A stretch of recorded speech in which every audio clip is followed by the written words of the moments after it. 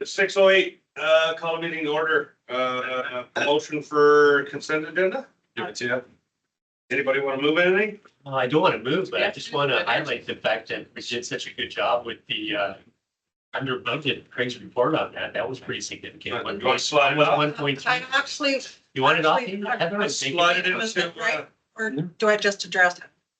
No, Maybe move it, then you can have a discussion. Yeah. I'd like to move that actually into the regular agenda. good. Yeah, I was wondering. Okay, as amended. Christmas lights, 1.1, are you moving that somewhere? Be open? Should be a note for you there, Mayor, for 4, Right there. 4.1. We adopt that right. No, 1.1, winner of the Christmas lights. Yeah. Oh, yeah. We could probably move that to our open meeting. Yeah, should be. That is in your open meeting. Yeah. So if you address that when you amend that agenda. Yep. I'd like Move to that just one. amend, moving the, staff report First Avenue North into the regular agenda. And the Christmas light presentation. Add that, and we're good to go. Just said, she did. Oh, I thought the Christmas lights were in the regular agenda. Kind of. They are. Yeah. it will be. Let's go all in favor and then we're good. Okay, all in favor. Good. Excellent. Consent agenda done, regular agenda I'll give Amended? that as amended. as amended, all in favor? Yeah.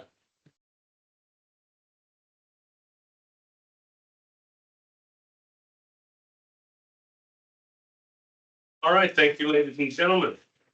We started tonight's meeting at 6:09, I believe it was. I was a little bit tardy coming in for the 6 o'clock start. We moved a few items to the consent agenda. 1.1, the winners of the 2024 Christmas Lights Contest hosted by Mr. Brendan Kelly. Along with seniors from High Country Lodge. High Country Lodge. Yeah. They toured through the town, so we have that one rolled over, and we rolled over Heather, The staff report staff reports. Thank you. regarding First Avenue. Yeah. So those are rolled into the regular agenda. Under, where do we put it? 4.1 for the lights, 9.6. You're looking for 9.6. I staff. was just gonna say 9.6 from the right spot. Thank you. Staff, there. All right. Without further ado, we came on a camera at 6:29 after going into it at 6:11. And we are now into the regular agenda, which is question period next on the docket. So question period is a 15-minute section of time for us to address questions from the public. You can phone, text, email, however you want to get us the question. There's slips on the wall, all good. We received one and I handed it down there. Did it come back to me? John Waring's question. Right here. Here we go.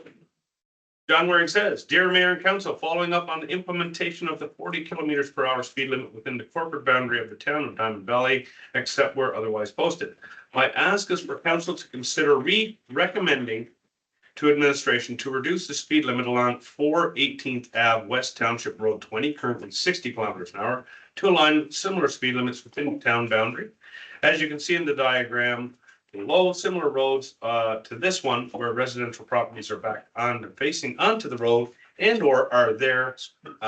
No sidewalks are posted at 40 kilometers per hour. This road provides the only pedestrian access from Turner Valley to Black Diamond on the south side of the Sheep River and is well utilized year-round by walkers, joggers, cyclists, and the like. By reducing the speed limit, this would improve safety for the road users and would bring it into line with similar roads within the municipality." Jonathan, would you like to point it out on the map there for us? That's this road, right? And that is what we call the golf course road right there. Right? And we receive, I'm going to say, personally, I get half a dozen a year complaints of speeders, almost running me over, et cetera, et cetera. And I'm sure every other councillor does too.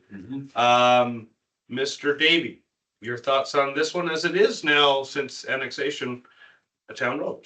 Yeah, thanks, your worship. So we passed this off to civic ops and municipal enforcement. Yeah, they agree. We're gonna do some work, look at signage and some enforcement measures and bring back to council the outcome of that. And so we'll communicate to the community. But right now we are looking at dropping the speed limit and putting up additional traffic calming measures. So More to follow in the new year.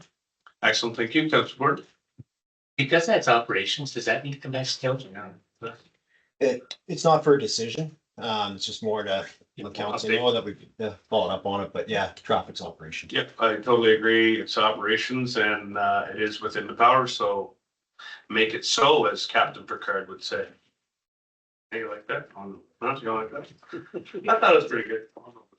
You don't know Captain Picard? No. Oh. My God. We're not friends. He's only the sexiest bald man alive. Hey, careful now. Oh. Good one.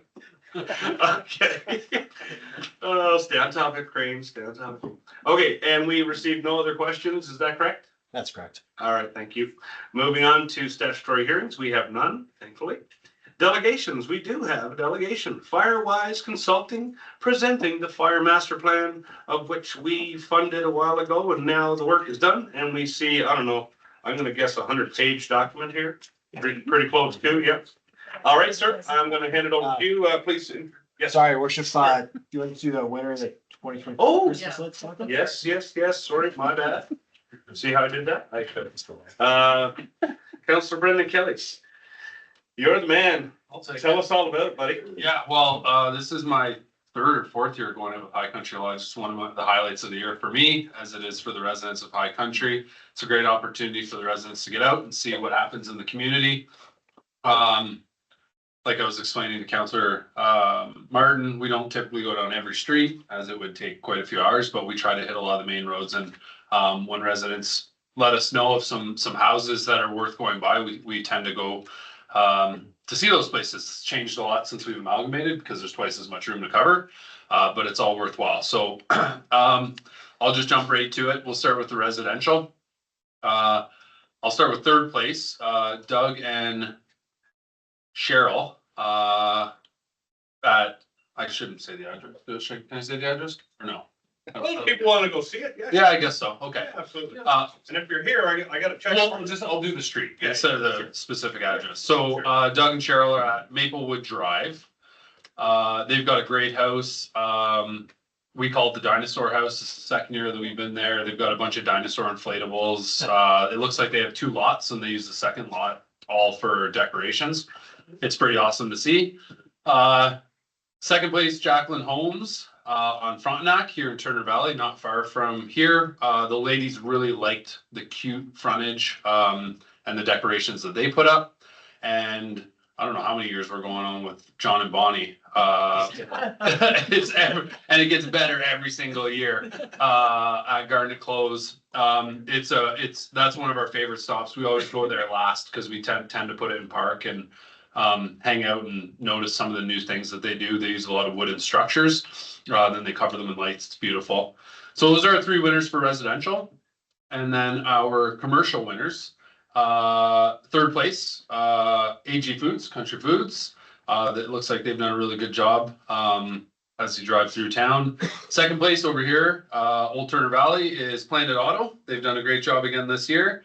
And first place again, I think this is the second year in a row, the Foothills Consignment and Gifts right next to the Esso, the Black Diamond side. They've got a great nativia scene inside. Same thing, we pull over and park, and it's a wonderful setup in there too. So yeah, those are our 6 total winners, 3 for residential and 3 for commercial. John and Bonnie are here. Let's go do a photo. Okay, sure, yeah.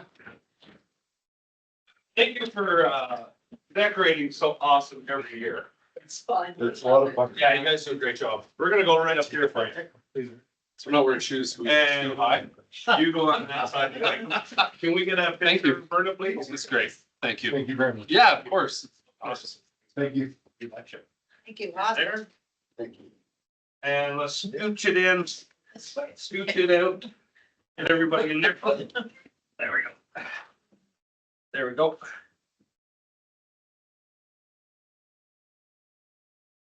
Perfect. Thanks. Thank you very much. $75 there for you. Yeah. Put it into the fund Get connection. more LEDs, you know, get more LEDs. Electric bill. Electric bill. Yeah, Thank you very kindly. thank you. Thank you. And then we'll just give these here back to, You wanna put that in? We don't have Right, excellent. Here. You got plywood for next year. Okay, now we will go to the fire master plan. So please introduce yourself and tell us all about it. Your worship, council, everybody else. Thank you very much for having me tonight. My name is Ernie Folsom. I am an owner and senior consultant with Firewise Consulting. Just my background, I spent the biggest part of my career in Alberta, fire chief in Leduc and Chamber and with the Alberta Fire Commissioner's Office. I had two sidekicks on this job. Ken Kendall, who was is a retired CAO from the city of Lacombe and Elk Point and other places. He was also a volunteer firefighter with the Lacombe Fire Department. I'm not sure how that worked, city manager or volunteer, and then Pat Mahoney was the fire chief in Sturgeon County and Bonnecourt. So that was our wee team that did this project. Excellent. Roll us through it. Okay, so thank you. First off, I want to say thank you very much for the chief. It was remarkable working with you and your team. We had a good time, some passionate conversations with a group of folks that are clearly committed to the best of their community, the best for their members, the best for their fire department, and the best for the region. And being in a group of folks that come in that share that passion and interest. So it was a lot of fun. We really enjoyed getting to know your brand new town. And that was a really important part of the total understanding of this project is you're the owners of a brand new town. I think it's the youngest town in the province. You've also got a brand new fire department. And I think as you're making decisions and you're thinking your way through this, particularly if you have background in one of the two former towns, what you've created through amalgamation is a very different animal, a much larger organism. It is looking after a much larger, more complex community. And it takes some learning and special consideration. It took us some time to get up to speed and truly understand that factor. Some of the things that you're going to hear tonight, you're going to say to yourself, well, they're kind of already doing some of this. And that's the truth. There are. We talk about data management further on into the report and reporting and service level standards and things like that. We left them in the report, despite the fact that that's an ongoing piece of work that they're doing great job of looking after, because we wanted to reinforce that good effort. And we're not just talking to you. The Fire Master Plan should be a very long-term planning document that will be of value to you as a council, but certainly your successors as time moves on over the next decade or so. And it's good to have that historical checkpoint. Okay, this is what this was a good idea. This was important, and this is why it's important. So that we thought was important to keep all of this stuff in here. We can go to the next slide, please. Okay, so in terms of background, we talked about this a little bit. You know, it's a brand new fire department. The nature of the Sheep River running through the middle of town is a complicating factor in everything you will do in terms of delivering service. I'm sure I don't need to tell you that. So it has a very direct impact on where you position resources and how those resources get allocated to both sides of the river. And you're not unique in this. So in Edmonton, think about the challenges of getting through that river valley, for instance, right? So, but that really complicates things. So when we talk about fire station siting and locations as you're going through the report, that becomes important.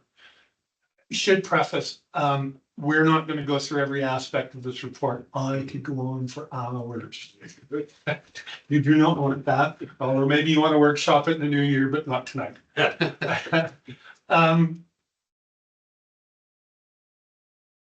We were really impressed, and I can't say this often enough, in our engagement with staff and the passion we saw in the fire halls and the people that we chatted with, the response to surveys, the push of information, and when we didn't get it exactly right, to sit down and sort it out and defend positions and hear new positions, we were very impressed with that.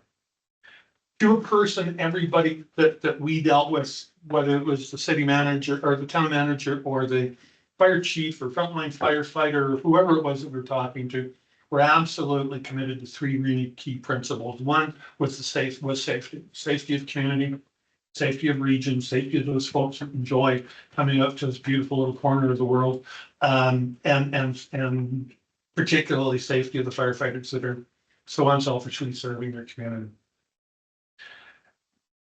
Effectiveness of your program is really important to everybody we talk to as well. Talk to fire guys very rarely is good enough. They're very proud of the service they do. They're committed to delivering a high quality service. And the fact of the matter is, fire burns as hot out here as it does in the big cities. It's just a lot more complicated to deliver it on a much tighter budget. And then finally, sustainability. Everybody recognizes that every municipality in the country is struggling mightily to maintain reasonable tax rates and reasonable tax increases, recognize that everybody is stretched and stressed. So sustainability is a really important thing to everybody. And I think that means different things to different people, but there was very clearly a balance amongst that. There's a lot of moving pieces in terms of, there was a time where I could actually see you and see my screen at the same time. I can't anymore. So I have sort of to go after to distract them. There are regional implications that need to be paid attention to from town council's perspective. We'll talk about that when we get into talking about your, the kind of capital implications of what your service model looks like and what it potentially looks like moving down the road. And finally, we talk a lot through this whole process about data and fact supported decision making. They're doing some really good work in implementing software systems that will better facilitate communication to council that gives you quantitative stuff, the number of fires they go to, the number of rescue calls they go to, the rural versus, all of that sort of stuff. But they're also going to be able to report to you much more clearly and efficiently on quantitative or qualitative aspects of it. How good did we do? Is our staffing model working the way it should? Do we have enough people responding to every call type consistently through and to safely and efficiently do our job? Or are we, is the staffing model falling short? And are we going to have to make investments? What does that look like? And when do we need to make those investments? So it becomes a really important piece of this. You'll see quite a bit of that throughout all its themes all the way through the report. So the fire master plan structure starts with council policy statements. At the end of the day, you folks make the policy decisions in terms of service levels, service standards, types of services that you want to deliver. Certainly administration is going to feed in heavy there to your subject matter experts and all of that. But at the end of the day, the buck stops with you. Council is the ones that get to make those decisions and run them. But here's the thing, you're the folks got to go back up, get your jobs back. Is it 4 years here? Mm-hmm. Every 4 years. So that gives you, the moral imperative to make those decisions. So those council policy statements go through a broad range of topical matters from risk management to sustainability, affordability. We anchored those to your strategic plan. So your council policy statements don't compete with that. They just build on your strategic plan. They start to, as it pertains to the fire department, here's what here's what the strategic plan means for the fires. The next piece of it comes is the recommendations for administration. And that's administration's response to those council policy statements.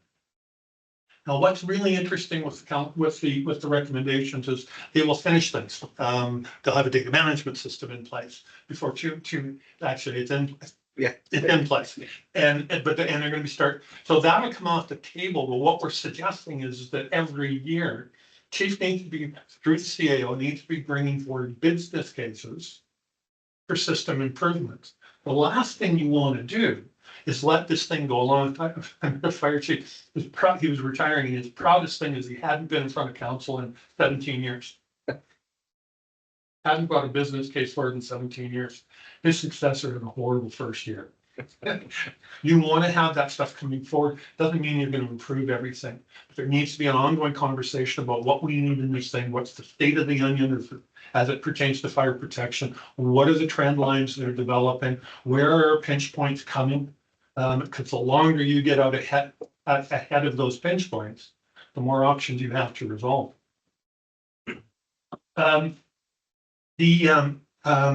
The background is the background information. Everything that we have done is anchored to occupational health and safety regulations, to Municipal Government Act, to whatever, the Emergency Management Act.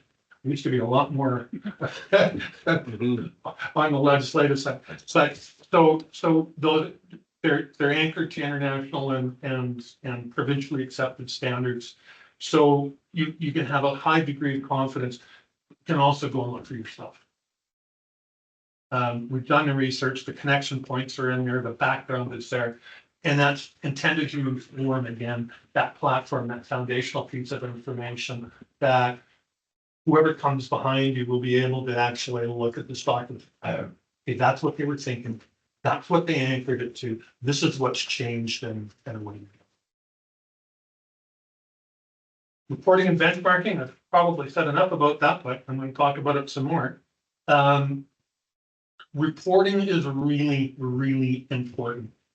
And I honestly, I'm going to irritate all the fire guys, but I don't care how many calls you might get. What I care about is what the risk profile of your community. What's that threat level look like? What are the things that we may have to do? If you went an entire year without a fire in your community, without a structured fire in your community, could you get rid of your fire trucks? No. You could. If you only had one fire a year, can you stop training your firefighters to deliver on the service level that you require to deal with that fire? No. You can't. So it doesn't. Busyness matters in terms of capacity of the organization to meet that service demand. But the fact of the matter is, if you've chosen to have a fire department, you've got a population of 5,000 or 6,000 people, wherever your population numbers are sitting right now. The fact of the matter, there are certain minimum things you need to do to maintain your service levels. So reporting is really important, and then benchmarking. Who do you want to compare yourselves to? And you're young enough yet, new enough yet, you get to pick your comparative. It's not easy, but there are people that would work really well for you. And then finally, annual updates, and I mentioned that. Okay.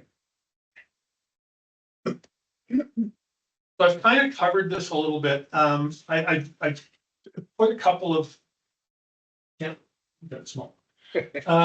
Sorry about that. I apologize. And my business partner would be kicking me because I've got so many words on that stupid slide.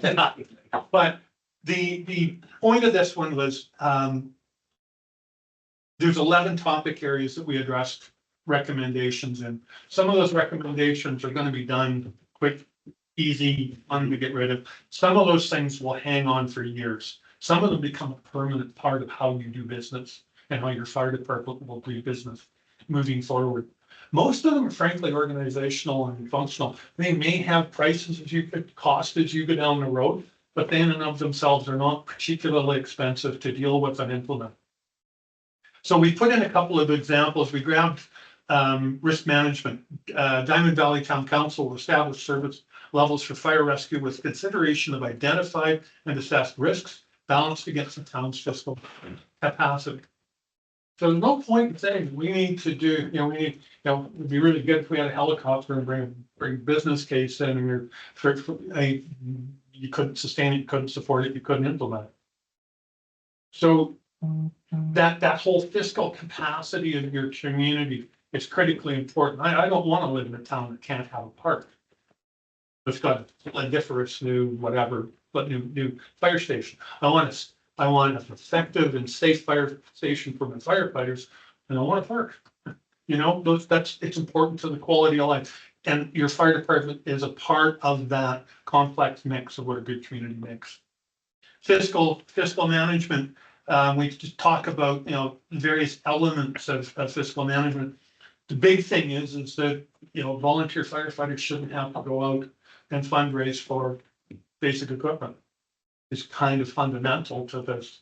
They're gonna fundraise, they should be doing it for the burn fund or for muscular dystrophy or feeding, you know, the folks that are less fiscally capable in the community. They shouldn't be doing it to offset the costs that should be shared by all town taxpayers.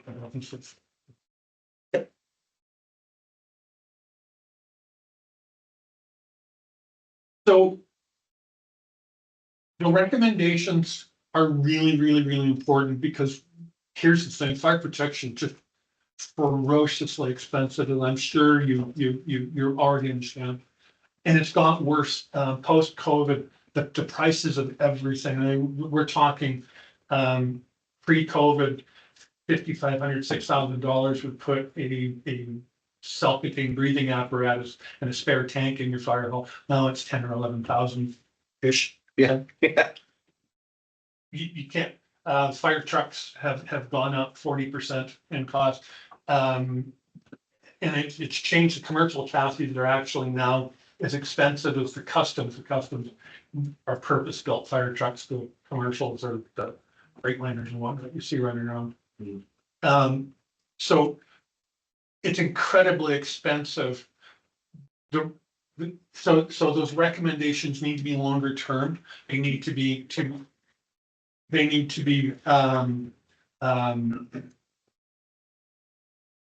evolve to fit your community needs. Staffing, long-range capital planning, and regional services priorities. Your staffing model is going to change with time. We're seeing it nationally. The Canadian Association of Fire Chiefs has done a number of surveys of the fire service nationally, and I don't hold the numbers that they've got with any great degree of confidence in their absolute accuracy, but the trend line is very clear. I have absolute confidence in the trend line. And we're losing firefighters, volunteer firefighters, paid on call firefighters at an epic pace. Every fire department that we've worked in across Canada, from Newfoundland to Vancouver Island, to the Northwest Territories, are telling us the same thing. They're seeing their loss of staff versus their ability to recruit is diminishing. Their ability to train volunteers, all of the pressures that are on everybody else to make a living and pay the bills and afford food and look after your kids and all that sort of stuff are a reality for your firefighter. I cannot overstress the importance of being on top of that staffing model and sorting out what that's going to look like as you move down the road. That needs to be an ongoing conversation between fire department administration and council.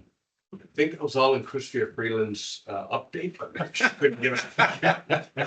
I'm not Funding was all there. It's missed the mark by a little bit. So, well, and here's the thing, we keep going and selling other orders of government, and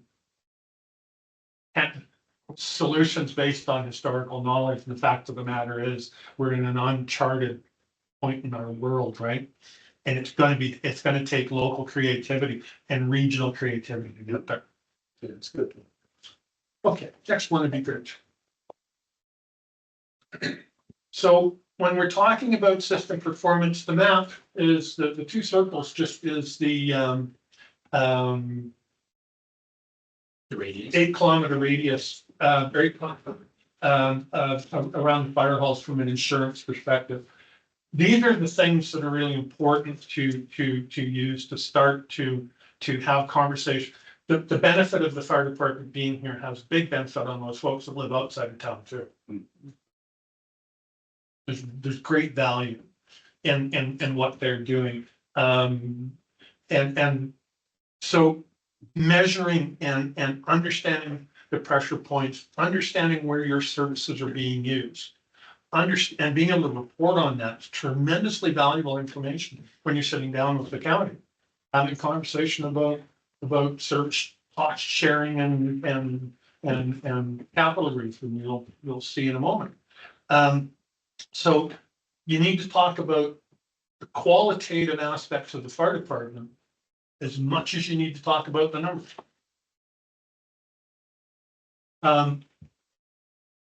They're both critical. I don't think I need to go much more detail than that, because I have kind of chatted about that a little bit. Just on your mapping, you circle out 8 kilometers. I'm assuming that's an effective, like, immediate response zone, but our area of influence and operation is much larger than that. Yeah, oh yeah, no, I realize that. Yeah. Sorry, I should have explained. Fire underwriter survey,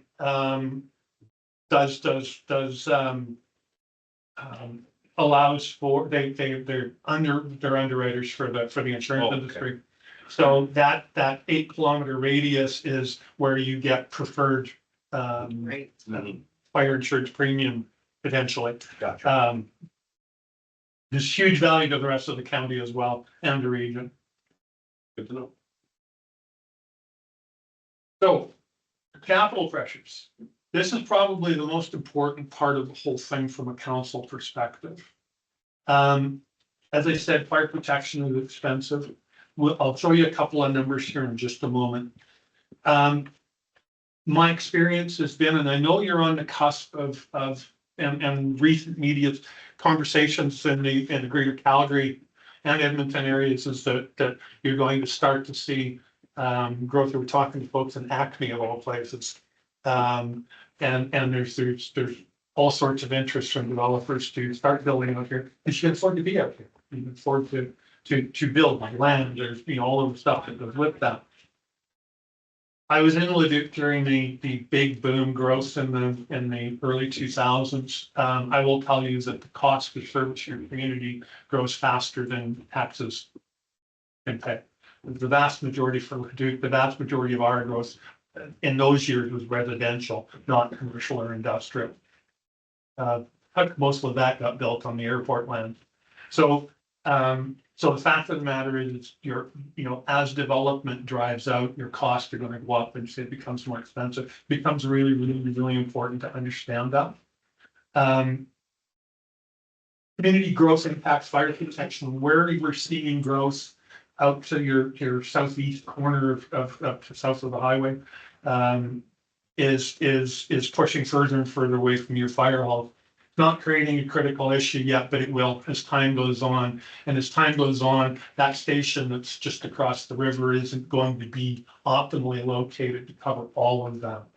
So you can anticipate that fire station won't be there anymore. It'll probably be straight up the road, up the highway, somewhere up on the edge of town, where the edge of town is now. When we went through the capital exercise, the capital analysis, what we found was the big capital need and forecasted out over the next 20 years. There's a huge capital need, and there's not an awful lot of capacity behind that. There hasn't been any dedicated reserves created, particularly for fire protection and all of that sort of stuff. That is going to be a really important discussion point, along with all of the rest of your asset management challenges. Asset plans plus service level policy equals some degree of predictability moving into the future. At least you know what your pressures are going to be, and generally what your costs are going to be. Then the trick becomes how do you fund that.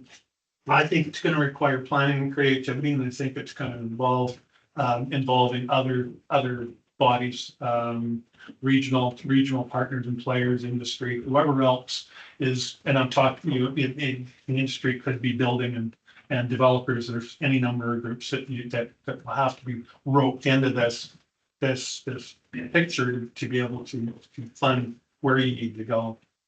I can't overstress the need and we talked a fair amount about it in the report in terms of regional service delivery models. That's not about getting rid of the fire department. It's about what are the things that we have to produce, to provide internally, which the day-to-day bread and butter of our fire department, what's the stuff that we can reach further out from town to deliver rather than creating a very expensive function within the organization. And that's the challenge for the chief, is to figure out what that balance is and help you get to that right point. The reason we say that, so we've run the numbers, and with the capital estimates are fire trucks, fire stations, bunker gear, self-contained breathing apparatus, small motor tools like portable pumps and rescue equipment, things like that, that were included in that. We ran two streams. One was with the two buildings, and one was without. But both streams consider there is a need for some immediate investments in both of the fire stations to bring them up to a reasonable health and safety standard and help them be a little more functional. So with the fire station, you're looking at a $33 million capital shortfall over the next 20 years, which adds up to kind of works out to about $2.8 million a year in capital contributions to fund that.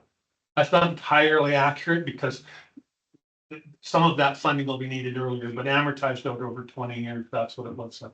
We chose 20 years because that's the age of fire trucks. It's a relatively real, and keep in mind, these are $20-24. These are not,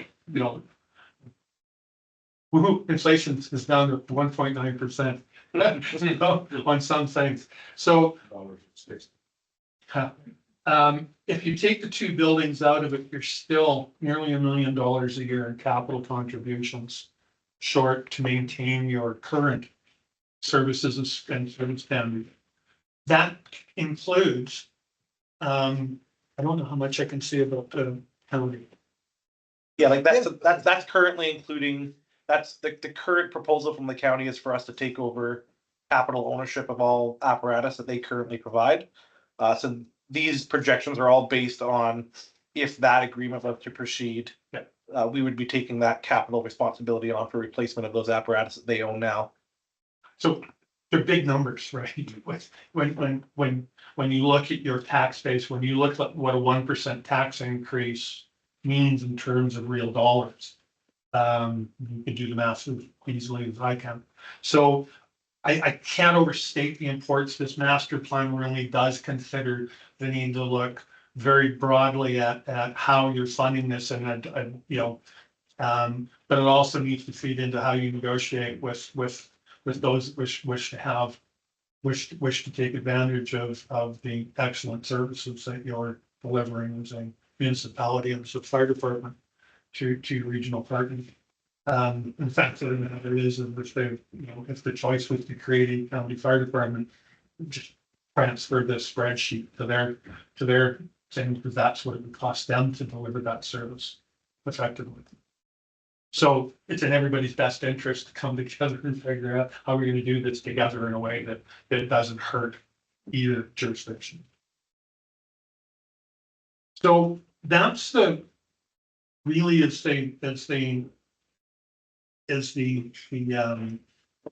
broad strokes of the master plan. Amalgamation is complex, and it's equally complex when you're pulling two fire departments together. There's a long and storied history to get those integrated, to right size that, to get all of the horses pulling in the same direction, all the firefighters riding behind them exactly as they should go. It's a very challenging job. It's a job that will be ongoing for years. History is an amazing thing.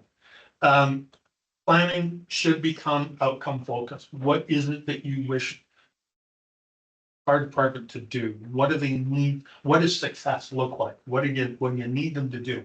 And then hand that off to administration, let them run like heck with it. They'll get there. And that's how that's what the council policy statements and recommendations are all centered on. Council establishes the policy. This is what we want to do. And administration goes back, look, here's our options for doing it. 21st century realities must guide council administration. The good old days, they weren't all that good. Part of them, fair chunk of them. The reality is that legislatively it is a much more rigorous world in terms of worker safety, in terms of data safety, in terms of effectiveness of operations and all of those sorts of things. So costs are crazy. Gavin Newsom in California just declared a state of emergency for bird flu entering the human. You know, this is stuff that 35, 40 years ago when I started in fire service, we chuckled about because it was a movie about it, right? And now it's the real deal. The FMP, the Fire Master Plan, provides a flexible map to the future. Because the other thing that COVID taught us was, holy crap, who'd have forecasted that we would be shut down for a year and a half? I mean, in my wildest imagination, and I've been the master of disaster for a big chunk of my career.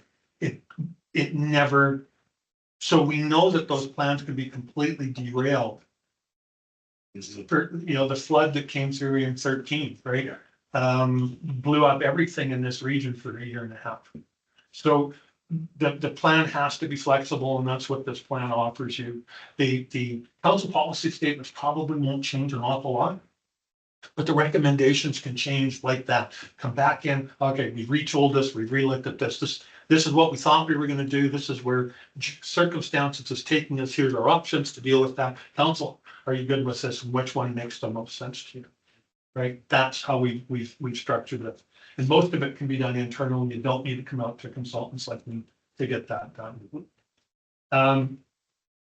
I can't overstate the fact that the load for cost and service delivery needs to be carried by multiple partners. Everybody needs to be at the table. They need to be at the table with their best cart forward. Gross decision must consider protection models. So when you're talking, you know, the developers come in from the city and want to put in a quarter section subdivision and all of the stuff the wonderful stuff that goes with that. Fire protection needs to be a part of that conversation. It's expensive, and that growth isn't going to pay for it. Not through taxes. So.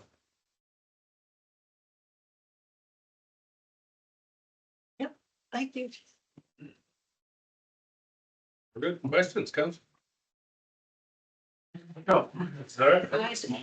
I don't really have any questions for the plan. The plan is really awesome. Great job to the fire chief, his staff, and to you and your staff.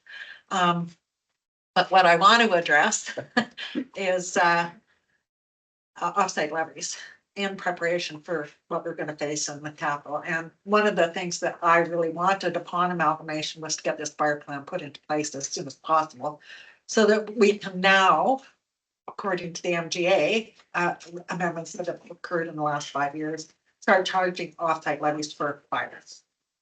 So I would like to ask, do I do that now? So my idea is that we amend both the Turner Valley side and Black Diamond side offsite levy bylaws to just include fire for now until we can do the big revamp.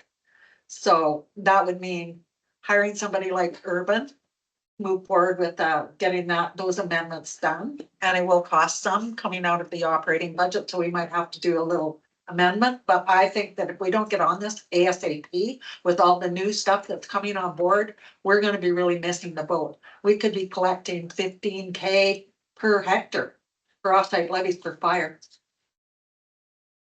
And we're not going to be doing that until we redo an offsite levy bylaw, bring them together. I think it's very, very important. And I think that that's what I'd like to make as a recommendation, is to move forward with adding offsite levies to both the Turner Valley and Black Diamond side of the offsite levy bylaws. So to amend them to that. And then when it comes time to doing the big one, we're ready. Thoughts out? Yeah, absolutely, worship. Yeah, I just, I haven't read it yet. I just put together a bit of an email for council on this. So, as we knew, we were going to look at offsite levies in the big picture after the MDP, so 2026. So to Councillor Thompson's point, if council wants to approach that way, I think we just run that as a variance to know what the total cost is. I think we could bring this back in March. To give you an idea too, we just looked at it today. Calgary charges about $20,000 a hectare for fire protection offsite levies. So I don't want to commit to a number because again, financial analysis and the engineering firm would have to look at that, but it's a significant amount of money. So if council wanted to do that, I could say with outsourcing, it'd probably be March timeframe. To have it done. To A come back to bylaw, council the for- bylaw amendments in place. for the approval. Yeah, potentially. So I don't know, I don't know how the rest of the council feels about it. But we have to start somewhere and we have to start preparing for, we also know that the fire hall and Black Diamond, on the Black Diamond side, on the Diamond side, suffered some damage during the floods and that could happen again. So I think it's kind of important, especially with the developments that we're looking at coming on board, that we move forward with something like this ASAP now that we've got our master plan. I do have one question for Carrie. At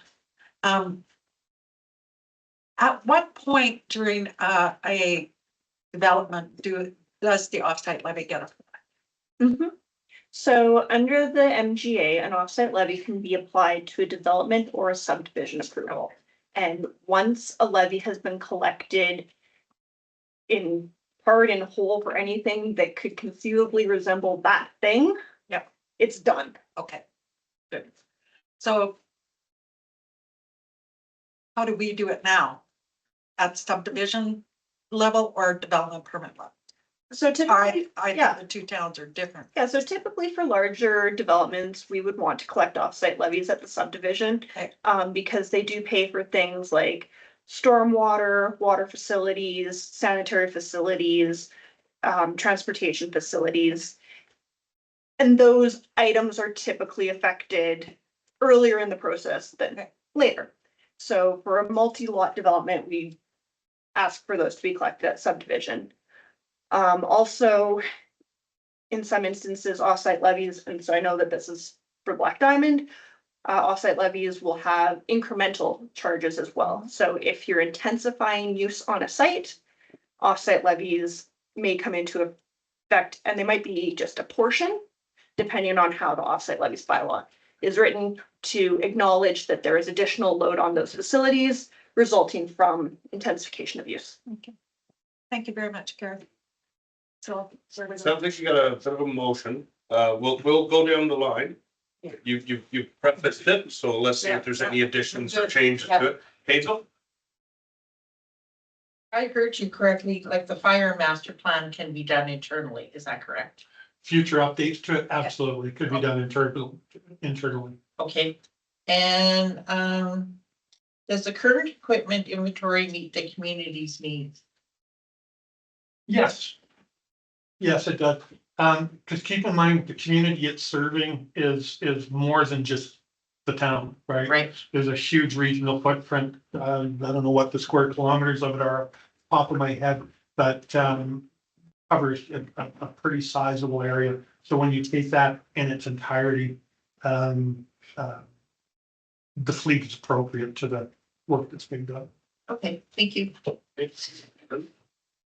Yeah, thanks, Ernie. This is great. And honestly, a better read than most, given the size of the document that we got. But it's been a long time coming, so I enjoyed going through it. I just had a question, and it may be for the chief as well, but if you guys want to tag team, and I'm not sure if it was part of your discussion, just one of the things that popped out is towns our size generally have one fire department. We have two, which was identified in the report. Which add significant costs to residents and everybody else. Are there any things that you identified or could be identified? There were, we have multiple trucks that are the same at each location. Is there anything foreseeable where we might not have to have as much equipment to lessen the burden on the taxpayer, or, you know what, somebody meets the end of a life cycle and we say, you know what, we have one of these over here. And it can stay in one spot, and when we need it, is the response time appropriate? Just spitballing. I think we've actually technically done that already. Okay. An initial apparatus. So when Rescue 2 came to the end of life cycle this past year, we saw the opportunity with their fleet leasing program to get a smaller vehicle that served the purpose of what the vehicle did the majority of the time, which was medical calls. Mhm. So rather than buying, a $250,000, $300,000 purpose-built medical vehicle, we were able to get a pickup truck that we could put the medical equipment in. And then we shifted the vehicle extrication equipment and rescue equipment to our fire apparatus to make that a multi-purpose vehicle, therefore saving us the $300,000 in capital with that. And then same and vice versa, we're seeing, or we're continuing to explore those opportunities. One of the things that was important that Ernie and the team did was, when we look at that geographical footprint of what we cover, the number one driving factor of why we have 2 fire halls is the Sheep River. Yeah. We would be highly reliant on another municipality to serve us in the event that even a car accident blocks that bridge. You now have no fire service on one side of your town. We no longer protect that 8 kilometers within response time. So now you have to rely on Okotoks, High River to backfill that. So that's the main driving force to why there's 2 actual facilities. But the main driving force, and I think Ernie can correct me if I'm wrong here, our main driving force for the number of apparatus we have is due to our responsibilities to the county. We could have, we were just serving the town of Diamond Valley. You could get away with a ladder truck, fire truck, a rescue truck, and a bush truck kind of thing. That's a quarter of our fleet. But because we serve outside of a hydranted area, which is the town outside of the town of Valley, you need the water trucks and you need multiple of them. Hence why we have 2, because we serve such a great, vast rural area. We need more bush trucks and more capacity. So we have multiple of those and greater distances. So that's the largest driving factor to why we have a healthy list of apparatus. No matter the size of our town, we would still need 1 or 2 fire trucks, a ladder truck, and that kind of stuff. Those other accessory vehicles are largely driven by our requirements of our agreement to serve the county and stuff like that. But we are finding efficiencies where we can. For example, that 1 rescue vehicle and in Ernie's package, they did identify some of that fleet placement and stuff like that, where we can reposition some of those vehicles, and our response models now are also reflecting that. Instead of sending 2 trucks, maybe we can send 1 to that call from this hall and 1 from that hall, so we can be a bit more effective in our deployment as well. So those are all things that we're actively already doing, but it will be a work in progress as we sort of see how Diamond Valley grows and where we end up being. And as I said, the largest driver is the county, is why we have so much. Unless Ernie has anything else to add into that. No, just the Sheep River so keep in mind your staffing model depends on pay on call firefighters as well. So we did look very carefully at could you build a fire hall that would serve the entire community effectively? And short answer is no, you can't. Yeah. It just one side of the river or the other would get short shrift in terms of timing. Most of that time, not the deployment from station to incident site, but most of that time would be getting people from where they are in their homes and whatnot to the fire station. So that allocation of resources around the community becomes a really important conversation. That's a really good point. Our average response time in 2023 was approximately 8 minutes and 12 seconds, I believe. So that's from the time you get the call to when the time the truck leaves the fire hall. That's already, that's well within industry standards, but that's already a fairly lengthy time for people to wait in an emergency. And that's not, some of those days it could be 12 minutes because it's summertime and you can't get through the 4-way intersection in Turner Valley so that's that large driving factor that Ernie speaks about. If you put a fire hall centralized anywhere, there is no central spot because the middle of the town is the Sheep River. So if everybody from Turner Valley had to respond to Station 3 in Black Diamond, they now have to cross Friendship Trail or go from you're looking at 15-18 minute response times to get trucks out the door and stuff like that. So that's the unfortunate geographical considerations that Ernie and the team were able to point out that it's a large factor for us. Yeah, I was thinking driving over here, that piece of land is for sale. Right there, and I was like, man, you put a fire hall right there, but then you're That's a great spot. you're almost stuck between two bridges though, Yeah. you know, and then your vehicles have to go to that spot before you can dispatch, so yeah, It becomes very important. yeah, thank you both, yeah, appreciate it. So Heather. Yeah, I just want to remind everyone about Turner Valley itself during the floods was an island. Yeah. Yeah. Because not only was the Sheep River flooding, but both roads to the bridges got knocked out and Fish Creek. I couldn't get to work at all. And we had the fire department on one side helping on this side. And yeah, it was crazy, man. Yeah. So I don't think there's a way to get around the two halls. Okay, we have a bit of a motion. Do you wanna? Did we do the first motion though? I The did. first motion should be to accept the fire, so I can give that motion. Yeah, that's good. And by the way, great job with this team, appreciate it. So the motion on the table that I'll present here is council directs administration to accept as presented the 2024 fire master plan and to implement it to ensure the ongoing safety of Diamond Valley and surrounding regional partners. Excellent, thank you. Cindy. Before we end, I did have one question, because we're in the middle of our MDP process and we have our planner here, there's a lot of things that you're talking in here about that we could do better for development, and fire saving the community. How are you, now that this is done, like, how is that going to flow through to the MDP? This might be more for Carrie, and later documents, so we can make a decision. Everything that you develop, the fire department's gonna have to look after. So they need to be a part of that conversation right from the ground up.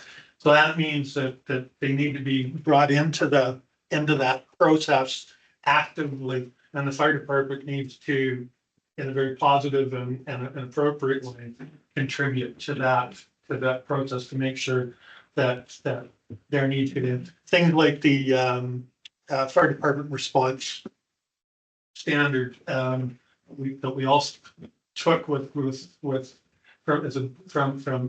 Calgary's efforts years ago, can be a hugely important contribution to that, because developers and planners and all of the folks have a firm, hard, fast, here's what the codes, the standards and all that sort of stuff says about what the fire department needs in a subdivision, a neighborhood, a block, a commercial development, whatever, in terms of water and access and road width and bearing capacity and all of those sorts of things. It becomes important.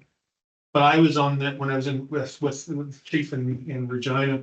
I actually was the co-chair of the municipal development plan redraw, because we were so integrated into so much of what that plan was dealing with. That or it was the least busy executive team. I'm sure which. So no doubt if we adopt this tonight, that would go straight over Which to, is something we already, so, and it is mentioned in everything, and we appreciate that he recognized this. It's something that from day one, when we kind of took in with amalgamation, with a change of planners and stuff like that, and with Kerry coming in, it's a very active collaboration now. Almost any development of almost any size is currently worked collaboratively together. At one point, when we had a lot of permits or requests coming in, we were having monthly meetings, seeing everything from how a fire truck is going to fit into a property to where it's situated, to how the water is going to flow, to how snow and ice could build up with hydrants. And that also included civic ops. So there is a great working relationship between the three key departments now, being public safety, civic ops, and planning now. So I think we're well on that way. And I think that's, we appreciate that Ernie highlighted that's actually something that is often a struggle in communities. So we're well on that way. And I think that's big kudos to Carrie and her team, our public safety team and civic ops, seeing the previous misses that have occurred due to that lack of collaboration.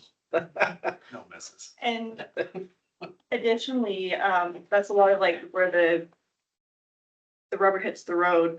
We've also had multiple meetings in terms of policy development. So when we talk about fire smarting, which I also read in the report. We've had meetings about those types of policies, so we're kind of working up and down the ladder in a very collaborative manner. And I put that out again, we put that in the report, and I do appreciate the work that's already ongoing, but they can't be successful if they're not supported by the folks at this side of the room. So, I think that's the point of having it. Thank you. Council, any further questions to the motion? No, sir. All in favor? That is carried. Now, Heather, you had a roughly formed offsite levy mixture. Yeah. You gave it to us and you want to read it? It's really good. That, council agree to direct administration to, outsource to either Urban or MPE or both. We have a standing agreement, so Urban did the Diamond side, MPE did the Valley side. And that, to amend to include fire services offsite levies in both. And that, I don't know quite how to word this, that we use operating reserve to fund the amendments. Yeah, that works, your worship. We can, I think we've got the intent, so we can bring this back to council, and once we've determined what the cost is, we would bring it back as part of the package once Okay. complete. So either using reserves or we'll just run it as a variance until then. Okay, So to be clear, this is a motion to bring back a potential recommendation with costs associated. My understanding is this is a motion to bring back the amended bylaw. Yeah. Okay. So this would approve administration to expend the funds, go hire the consultant and come back. So if council approves this, what you'd see is the amended bylaw. Seamless, one Diamond Valley. no. Still split. That's what I'm asking. That's what I'm asking. I want to make sure we're clear here, right? Yeah, so this still, Each of them, because we don't want to do the whole big picture now, because that's way too much work. Mhm. And it'll be a huge cost. Okay. But we need to get on top of this now, so we need to amend them to include offsets. Cindy, go ahead, Councilor Holby. Just to throw it in there, we also have a major hole in the Turner Valley side where there is no charges if you're upsizing a development in an area that's outside of those selected ones. I'm explaining this really badly, but you're shaking your head, so you know what I'm talking about. Can we fix that at the same time? No. No, That's a separate motion. you can't just write a little line saying that anywhere else gets charged common services. so worship, you know, it's, like even this simple amendment is a 5-figure cost exercise and hundreds of hours, because you're talking financial analysis, right? These numbers can't just be pulled out of thin air. It's comprehensive, so it's pretty significant to do this. Councilor Holby. 100,000 plus for this, what is the cost of the full meal deal of just replacing it all? Cause, I figured. Oh, sorry. I figure, I'm thinking Yeah. 6. Sorry, Kate, No. sorry. Yeah, no, at first I had been there, and then I counted back, I was like, oh, Okay, yeah, I'm good with. Yeah, I- Teens or 20s? Yeah. You said Nobody lowest. says 5 anymore, everyone jumps to 6. Yeah, no, so this amendment, just to amend the 2 bylaws for just fire levies. give or take. Yeah, it's the teens or the 20s. We'll come back in March and the need council's approval to do this. The full meal deal, you're talking 12 to 18 months and 6 figures. And a lot of that though would come out of the MVP because it's more of a philosophical discussion. Mhm. Do you want your levies so high that people can't develop? I mean, this is sort of the questions you're going in, right? I mean, Calgary right now looking at it's, it's $500,000 a hectare. Offsite levy fees, but that's the cost of recovery, right? Cause like Ernie said, development doesn't bring in money, in terms of residential, right? I mean, it's bringing a bit of tax, but, it's nowhere near making that up. So when we look at the whole OSL rewrite, it's gonna have to be a philosophical discussion with council to say, how do you wanna turn those levers, right? Do you want pro development, which means the taxpayer pays for the development? Or do you want the developer to fund that? So it's a huge discussion. So I would recommend, just based off of Councillor Thompson's amendment there, to just go for the offset levy amendments tonight, not the whole rewrite.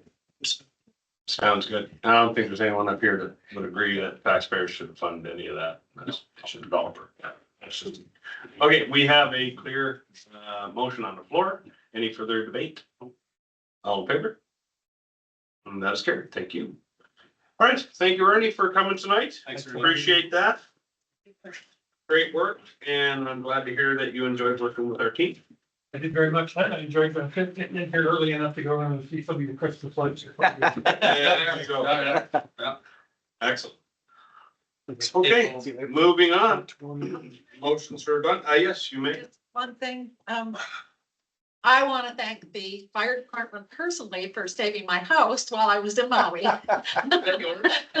No, it was my next door neighbor. Well, it could have been real bad if they weren't on top of that as quickly as they were. So I got this picture sent to me with this great big fire outside my house, and I was just like in panic mode. And then fortunately, yeah, so thanks you guys for like helping my neighbors out too real quickly. Now the recovery might be a little trickier. So thanks. No, you're welcome. Then my thanks to everyone.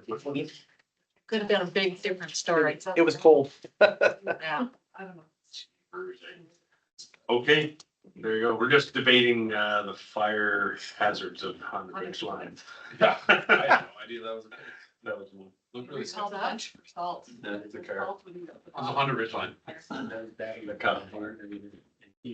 Anyway, I'm off topic. 8.1. Yeah, it was the car that caught on. The car caught on fire. It was blocked there, yeah. That's- 8.1 external municipal communication policy procedure. Thanks, your worship. I'll turn it over to Ms. LeBlanc to take us through this one. All right. Good evening, Mayor Coops, and thanks, Joe. Evening, council, and to you all as well. Tonight I'm pleased to present to you policy for consideration. Essentially, this covers please. This is really the consolidation and replacement of 4 policies that exist currently between the former town of Turner Valley and the town of Black Diamond. It will focus on external communication only, as opposed to the internal, which will come through as a directive. And that will provide a lot more detail that may also answer some of the questions that you have this evening. This is also meant to make sure that we're aligning with council's strategic vision and priorities. These are now defined so that they will optimize and really make sure that we're efficient in the allocation of time and resources. And it will also ask for your guidance in terms of whether or not to continue supporting third-party organizations, which currently we do as part of trying to create a number of things. We feel that it's very important that we promote these around both expanding the information that these nonprofits provide to the rest of the community, increases community spirit, and as well it supports them and their initiatives when sometimes they may be limited in their communication. So looking at that, I am certainly open to any discussion around those, but those would be the key changes and the key elements of the policy that I'm requesting for both a decision and also support. Thank you. All right, Councilor, you have the agenda package. We've gone over this a few times, so we're well versed on it. Debate to begin. So you've got option 1 and option 2. Heather, you may begin. Thank you. I don't really have any questions, but the mayor is our core communicator for council. Does that mean that on external communications, such as social media, that the mayor would be the key one that would respond? Or can all of us still respond to social media communication? Sure, thank you for the question. Councillor Thompson, really that comes down to public communication around media inquiries primarily. So if it's general information that comes from council and or administrative procedures, for example, more information that's required to be able to share with the public that's important in terms of any kind of municipal issues, then our administrative staff would be able to manage those. However, if the media makes inquiries, then certainly the leader or the main spokesperson for that would be the mayor, who often may delegate to the CAO, who then delegates to the appropriate department manager. That's usually the stream. It's just that that's what needs to happen is sometimes.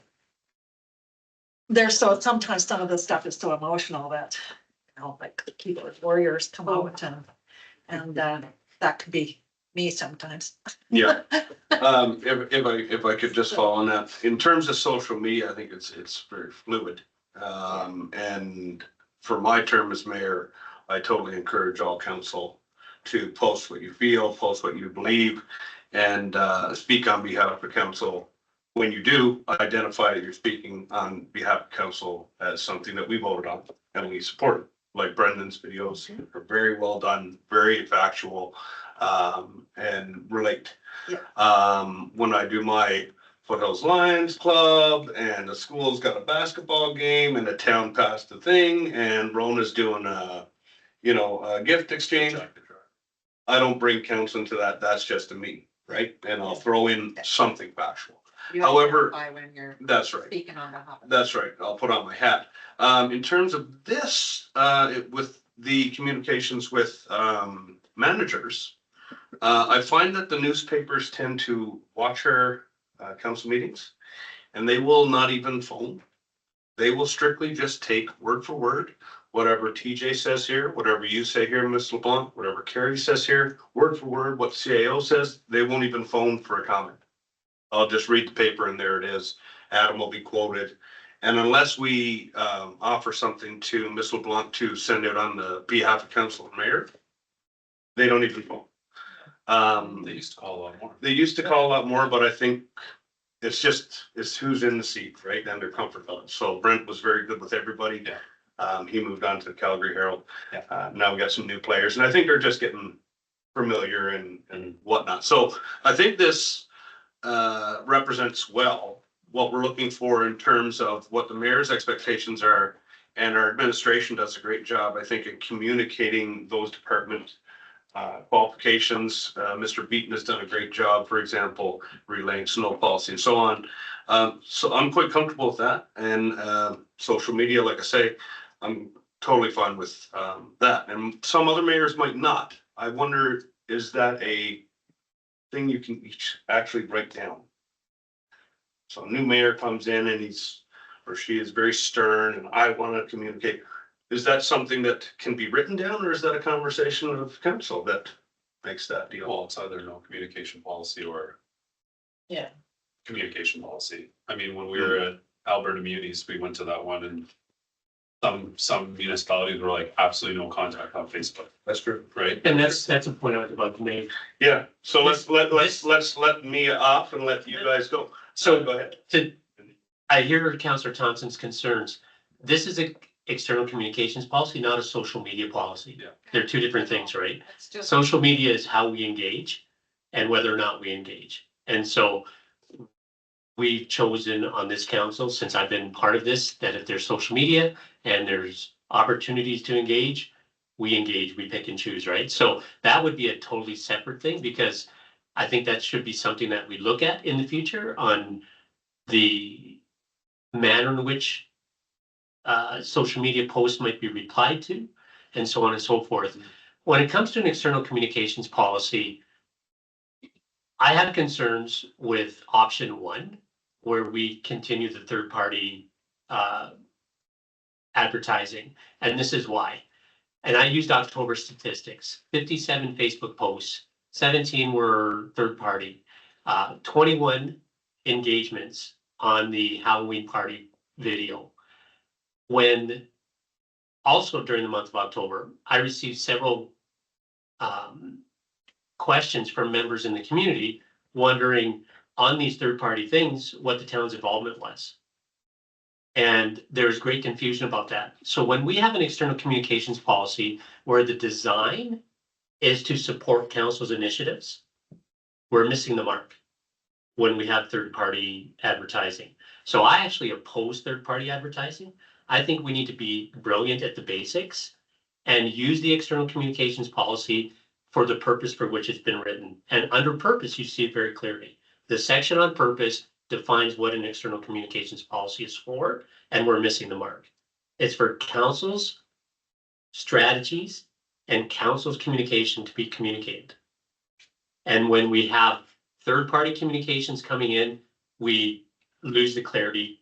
And the number one driver in communications, effective communication, doesn't matter which website you take, and in training courses that I've taken and I've also delivered, if your communication is not clear and you have a mixed message, you lose the effectiveness of that platform. And I believe the way it is currently, we've lost the effectiveness of it. And for instance, a great illustration was when we had a representative come here, ask us to get on board for their water discussion. We as council said, no, we're not going to do that. They went ahead and got, as a third party, council or administration to do a posting. And the assumption was council approved it. They put our name on it. So because the way the policy is written, if we follow the purpose, there's no room for anything but option 2, where it's council communication only. And I support that fully. The reason being, and I'm on private associations here in town, I'm on 2 separate ones. They have their own social media platforms. And what I found, especially in this last year, there's one specific organization that uses the town's reputation to bolster theirs, and I can't support that.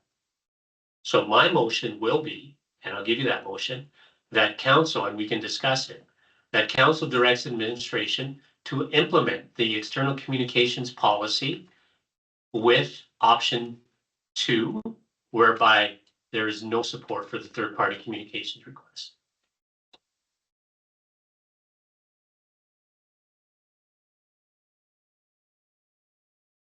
Okay, thank you. Debate council, motion is made. Councillor Holden, please. I actually support Councillor Gordon. I feel like we got burnt on that water seminar. I got complaints from residents because they felt it was a backdoor NDP thing. We had some conservative residents. And it might have been, as well as they used our name without permission, saying that we were supporting the event in their advertising. And we had not made a motion on that. So unfortunately, that's the most recent event, but I do know that, you know, when we advertise some good things, like Jacket Racket or whatever, that provides benefit to the town. But I do also agree that when we have to get out information like speed limits are changing, or here's some fire smart information, that we don't need to be posting so often. That messaging gets lost. So as well, I think that there's a lot of text. They're using us for free advertising and they're not paying us for it. And we're trying to cut our budget and trying to be responsible with our funding. So for me, I'll end it with the most important thing is this is the money thing. We're getting used, right? Heather? Yeah, I understand the concerns about the third-party communication requests. Basically, this is a typical one bad apple spoils it for everyone else in my mind. And so I don't think that doing it this way is gonna help our community at all. You know, we're trying to find people to set up to do things on their own and not have the town support them financially. And the least that we can do is advertise things for them. That's what I feel about the third party stuff is we want people to start stepping up and start doing events and things on their own. And if we're not going to do any communicating for them, then I think we're cutting our own throats. People are already hard to get to volunteer. So I don't agree with I really feel that it's one bad apple. And maybe we have to have administration take a closer look when things like this occur, because I just, I don't agree with it. And that's why. Excellent, thank you. Cindy, go ahead, and then Hazel. Just the follow-up. We have been really lucky that we have not had problems, but the problem, if we're going to do third-party requests, that means we have to let everyone. And so far, you know, most things we have supported, right? But we are lending our credibility and we're opening the door to everybody, any third party that wants to advertise, if it's not business. But there could be clubs or organizations or events that we don't particularly want our name on our sign. And if we open it up to one, like who's the judge? So so far we've been good, but we don't know what the future holds. Councillor Kelly or? No, he's Merton first. No. She's good. And then I'll wait. I just had a question about our signboards coming and going from town, because we used to use those a lot. The one across from the hospital was taken down. I haven't heard about it being put back up. I think the one on the east side of town is still there.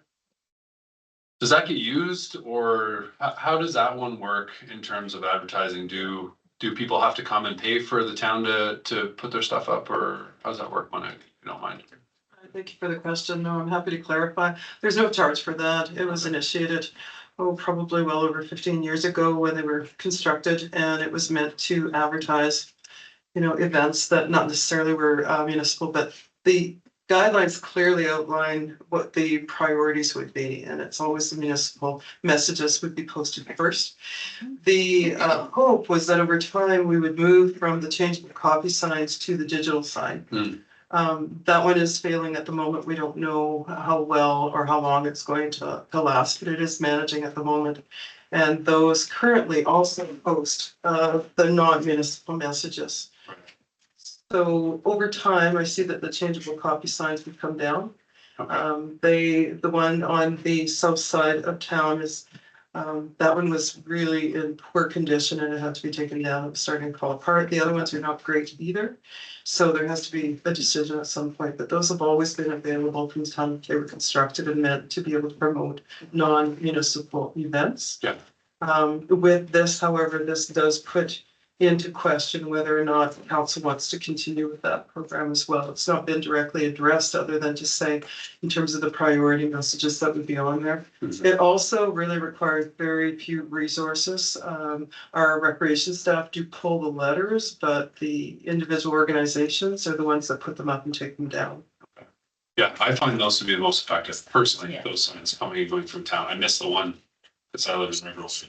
I miss the one that's by the hospital because I see it, 4 or 5 times a day. I find those to be far more effective than Facebook in terms of community messaging. And it's good to know that it's not a big burden on Public Works to be doing that stuff. But yeah, I just thought I'd ask about that. Thank you, Money. But does that mean that this policy, we can't do that anymore? Like, We can make that amendment. We can add that physical message boards would be allowed. I'm gonna, if I may have a follow-up, since I put the motion on the floor. My concern is not the one bad apple. That's part of it. My concern is the effectiveness of the communication. So if we're using communication to present council things, followed up by non-municipal, followed up by municipal, followed up by non-municipal, you lose the effectiveness of that message. And that's my concern. And I have an example. I have been reached out by multiple residents regarding the concerns we have for garbage. And that was communicated. But because there's so many different messages, that message was missed. Many residents were like, I had no idea there was worries about our garbage, that things weren't put in the right bins or bins weren't being utilized. I said, we started that months ago. Where? And that's what's happening. And I'm convinced we've lost the transparency and the clarity that we need to have an effective communication in our external communications. And that's where I'll leave it. And that's why I made that motion to have no option in our social media and in our communications piece for external third parties. But it's not just social media, correct? Oh, it's mixed message. But it also could be on your newsletter or anything like that as well. 100%. And that's where mixed messaging is coming. I don't really see that, John. I think That's fine. I, We each have different experiences. yeah, no, totally. But I mean, from what I see is that I see the municipal notices are always out front and center. And, you know, if there's time, yes, they will advertise for a bake sale or something like that. But it's always, I see at least a couple every week of a municipal message coming up. Yeah, so I'm gonna use data to support me, and I researched it in October. The number of likes on municipal messages on our social media showed the ineffectiveness of the messaging. Brendan's video posts and Barry's video posts, extremely, I mean, not even in the same ballpark. The number of views and the number of likes, not even close.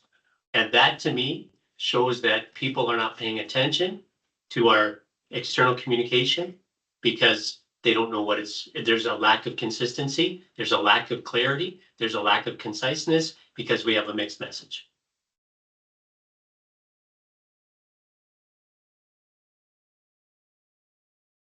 One more, Heather, and I think we're gonna go to. That is, to some extent, it's also the responsibility of the community to look at messaging, and we went through that. If you're not willing to read it and you're hearing it on the street, I mean, lots of people don't even look at social media or go to our website, so there's that on top of it. I just feel that we'd be being a disservice to our community. So, difference of opinion, absolutely. No offense. No, I was on the fence of the 6-member council all day, sway me.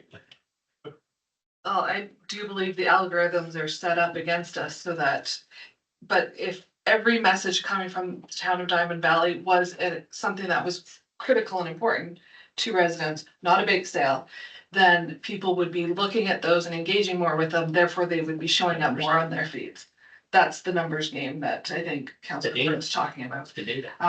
That people don't bother looking if there is too much other stuff that's not essential to them as a resident in the town. But if it's always going to be something, because it's important, it's town related, then yeah, they will get more, and That's how you build an audience. that's how you build it.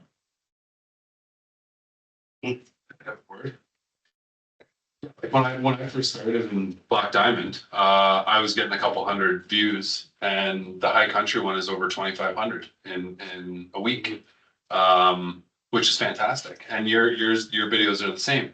Some of these organizations in town make a post like that. You know, get on your personal page. Like you and I gave up all of our privacy on our Facebook pages to do these posts, and I think some of these committees are going to have to get public. I mean, instead of coming to the town and leaning on our residents, because I think that mixed messaging exists there. So yes, we want more volunteers, but I don't know if posting on the town website is going to get more volunteers. So like to Jonathan's point, you're seeing 1 or 2 likes on every post. And it doesn't matter what's getting posted from the town. I think we need to clean that up. Like you go back to the basics, water, sewer, garbage, fire. The town's got to look after the basics of what the town should be doing. All right, question. A tie vote for each one. Defeated. Defeat, but then where are we at? We remain with the old policy in place. Still looking for the direction, your worship. So Right. the other piece from this, depending on where this goes, we still have to do a motion to rescind the 4 policies too. So if you replace it with something here. All right,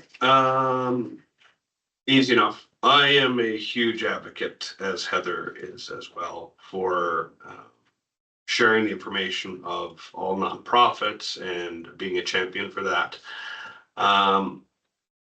just so council knows, I am actually going to try something different. I'm going to support this motion based on we need to try something different. And maybe it is that we go to a back to basics and we have other vessels available through social media. As Councillor Kelly just mentioned, we could probably reach more people by doing the Facebook Live if a said organization were to say, can you come to the Legion and do X? Like I did for Rona for the fire hall, the gift basket. So I'm willing for the next year to try something different. And if the new council wants to step in and say, you know what, we didn't really like that, that's fine. So I think we'll leave it at that. And if everyone's good, I'm gonna call the vote. We have a friendly amendment then to add in that nonprofit can use our time board. Yes. Yes, we can for the physical. Trying to stop. I think at it this needs to be a time, Vote, go for a vote on that. yeah, I don't accept that as a friendly amendment. So it's either nothing or state status quo. At this time. So option 2 or option 1. Motion is for option 2. And option 2, if you read over, there's some other criteria in there that allows slight loopholes, I would call them. But at this time, I think the debate was clear on what the expectation was. Okay. So no friendly amendments. Because that's, it should be a second. We can vote on the amendment proposal as well, if you like. Can we vote on this one first? He's not accepting the friendly amendment, so Yes, I'll just that- put through another motion Yeah. after we vote on this. All right, sounds good. All right. Manick, Thank you for all your input. I would suggest that we put an effective date so that there is sufficient time for staff to be able to notify third parties that we will know if that is the way that it goes. I can make that amendment effective January 1st, 2025. Is that I enough would- time? May I ask for February 1st or January 15th, but just to allow enough time. Okay, January 5th. Darren, Because I put another motion, you've already passed this. Yeah, it needs to be a secondary that we vote So, on. yeah, I just want to clarify, your worship. So we pass this, no third parties, we don't do the signs, but if another motion comes in specific for the signs, that's a separate item. like the hard signs you're talking. Yeah, you're where talking the They physical. volunteers take the letters and do it Yeah. themselves without staff. Yes. And the electronic sign. Don't you But say- no, the elec- Make it clear in your. Yeah, your worship, so the electronic sign is part of this. Exactly. So if there's no other resolution out of this, the town is done.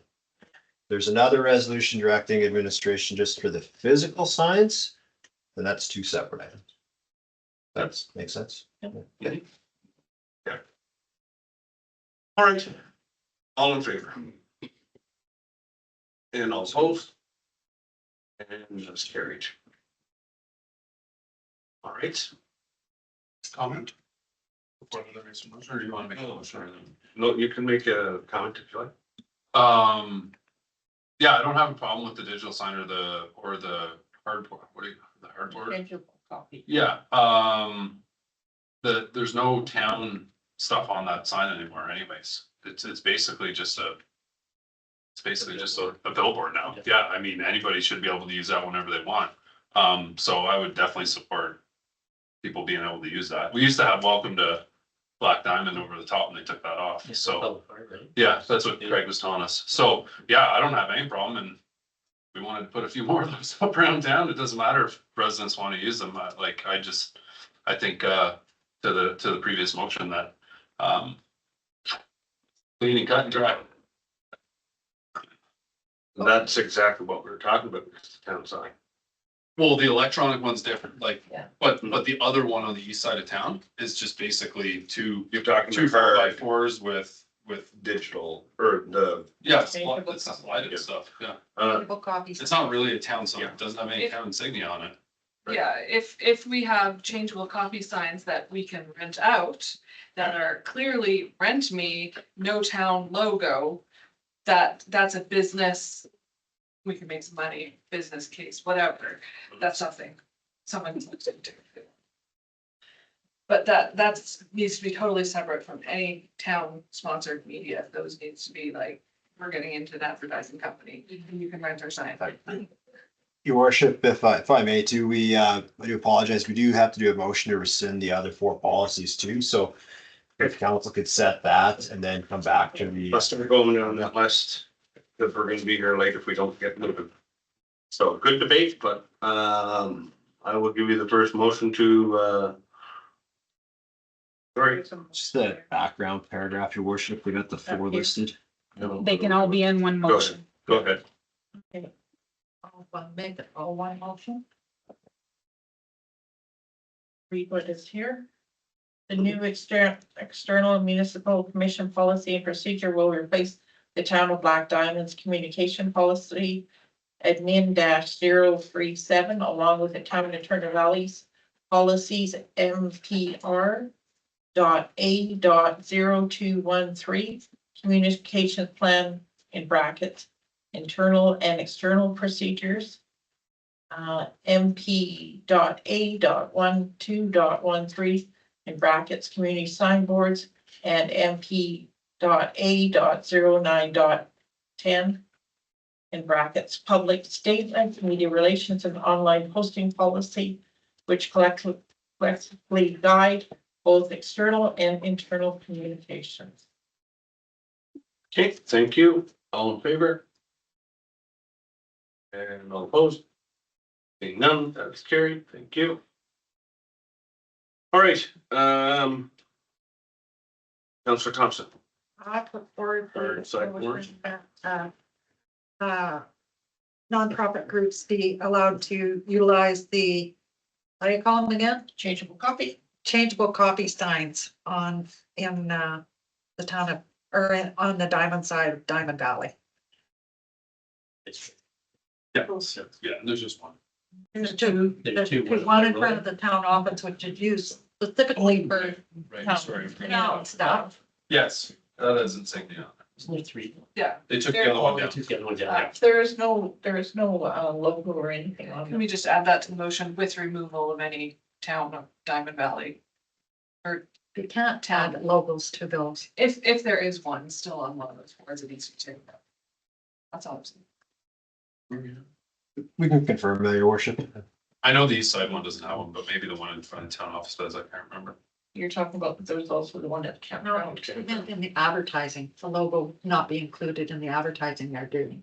But you Yeah. can't do that. It's just- Typically, there's no, just a logo. Okay, I think we're good. Yeah, I'm fine with that. Okay, all in favor? And all opposed? And that one's carried. Thank you. Okay, moving on. We're good. Council policy 025, donation. Thanks, worship, donation policy, so, again, this just reflects the fact we've taken off the community support grants. There's some more background information there, and the next available for any questions. Excellent, thank you. Motion to start to roll. Yeah, sure. The council approved council donation policy 025 as presented. Any debate? We asked for it. Yeah. All in favor? Yeah. Thank you. Policy Council 026, engineering and construction standards. Thank you, Mr. Black. Just missed, 8.3, worship, water wastewater utility. Oh, sorry, yeah, 8.3, sorry. Bylaw 2024-98, water and wastewater utility bylaw. Thanks, worship, I'll just, turn over to Verna. Ms. Burton. You can't miss that. That's the nastiest bylaw on the planet, right? Yeah. So we've, need to replace the 2 bylaws in, from the old former towns. And they've been rolled into a new one. Rolled into is a really bad term. I started from scratch. They were very, very different, very, very difficult to try and put together. So we started fresh. You will see in there are 2 sections intentionally left blank. We are still doing a little bit of learning and figuring out some of the technical aspects of testing. And we'll be bringing forward an amendment early in the new year to fill those sections in for you.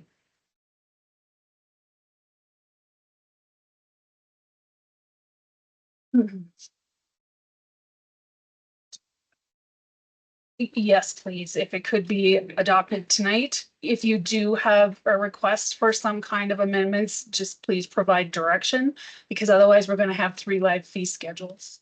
Not optimal. Got her. First reading?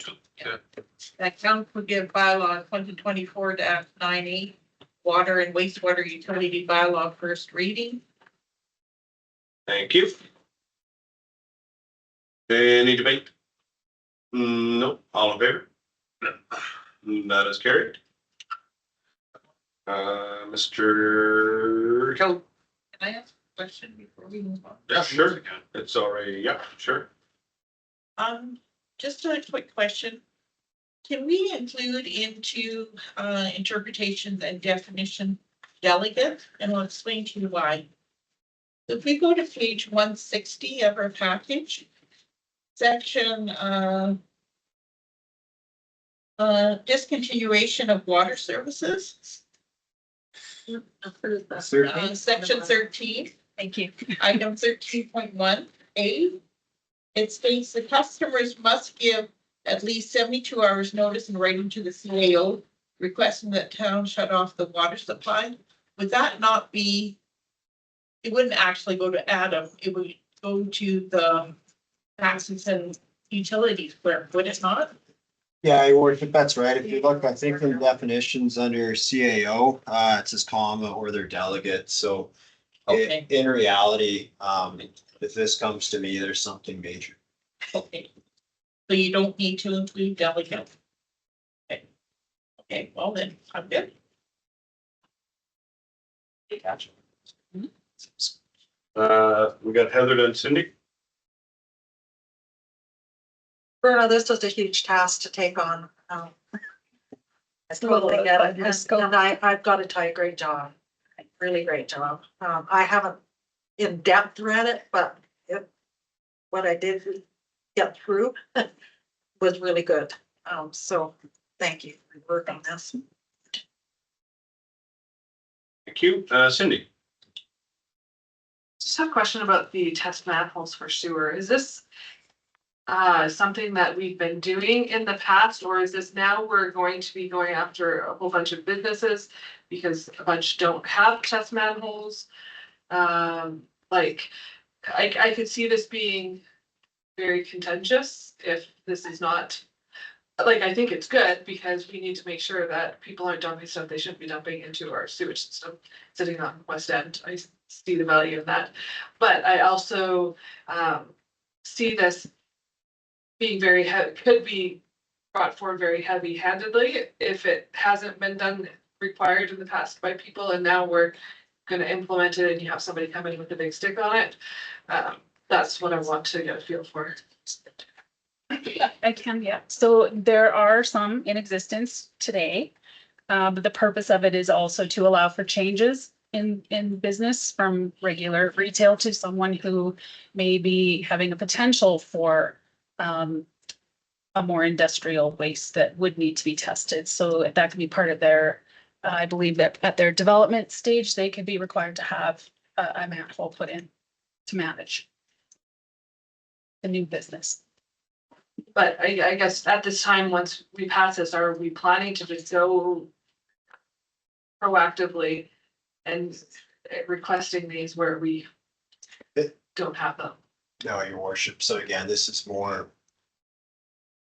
Business goes from selling clothes to brewing alcohol. An example, perhaps. Overstrength. Stuff. Don't ask a question, I have a question. We have under 14, cross connections. No person shall connect, cause to be connected, or permit to remain connected to the water system. Cross connections that has not been approved by the CAO.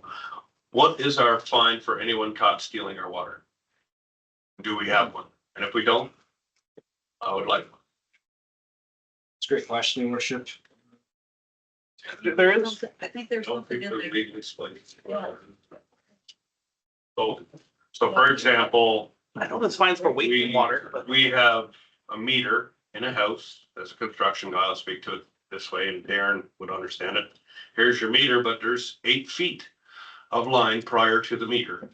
You can cut into that, add in a outdoor watering valve, and you can run a line, and you can water your grass all year long on town water, and it never reaches the meter. So it can be done because I've seen it. But right here in Cross Connections, right? That is not allowed. And I just want to make sure that we have a fine for it to discourage any such future ideas. of- Yeah, big fine, like big stick. I think we got it in a couple places, so, one fine, so connecting the water system prior to water meter, minimum penalties 1,500, specified penalty be $3,000. I like that. That's a good stick. 3,000. The chief had a comment as well. No, that's good. I like that. 3,000. I think we should, I was just gonna say, the important thing with all bylaws, as they are summary offenses. Even if you have fines associated, your specified penalties are related to if you want to set an amount. You want to have a set amount that's an easy target, you can write a ticket, just give it to the person. Yeah. However, there's a clause in every bylaw in which there are enforcement penalties, in which state that any person violating or guilty of an offense in this bylaw can be charged a summary offense. And I believe it's up to $10,000 for a residential and up to a lot for commercial entity. I don't want to misquote here, but when you always have that option. It's more work for the enforcement officers because they have to do a long form information. You have to charge someone and bring them to court for the court to determine that penalty. Yeah. But there's always that option. So a good example of that is even if this fine is set at 1,500, if I heard correctly, if we find someone who is grossly in violation of that, our enforcement officers actually have no obligation to actually use that specified penalty. They can choose to direct someone to mandatory court, in which the court has the ability to charge someone, a residential person, up to $10,000 under the Summary Offenses Procedures Act. Okay. So there is that open concept there, but feel free to make it higher if you want, but. Thank you. No, I'm good. Okay, that was it for me. Councilor Gordon? yeah, if I can direct this question to our fire chief. Does this bylaw now have sufficient, I don't want to use the word teeth, but is there sufficient teeth to encourage property owners who have water leaks on their private residence to get that repaired ASAP? Respectfully, and I apologize, I have not been a part of this bylaw, from my perspective.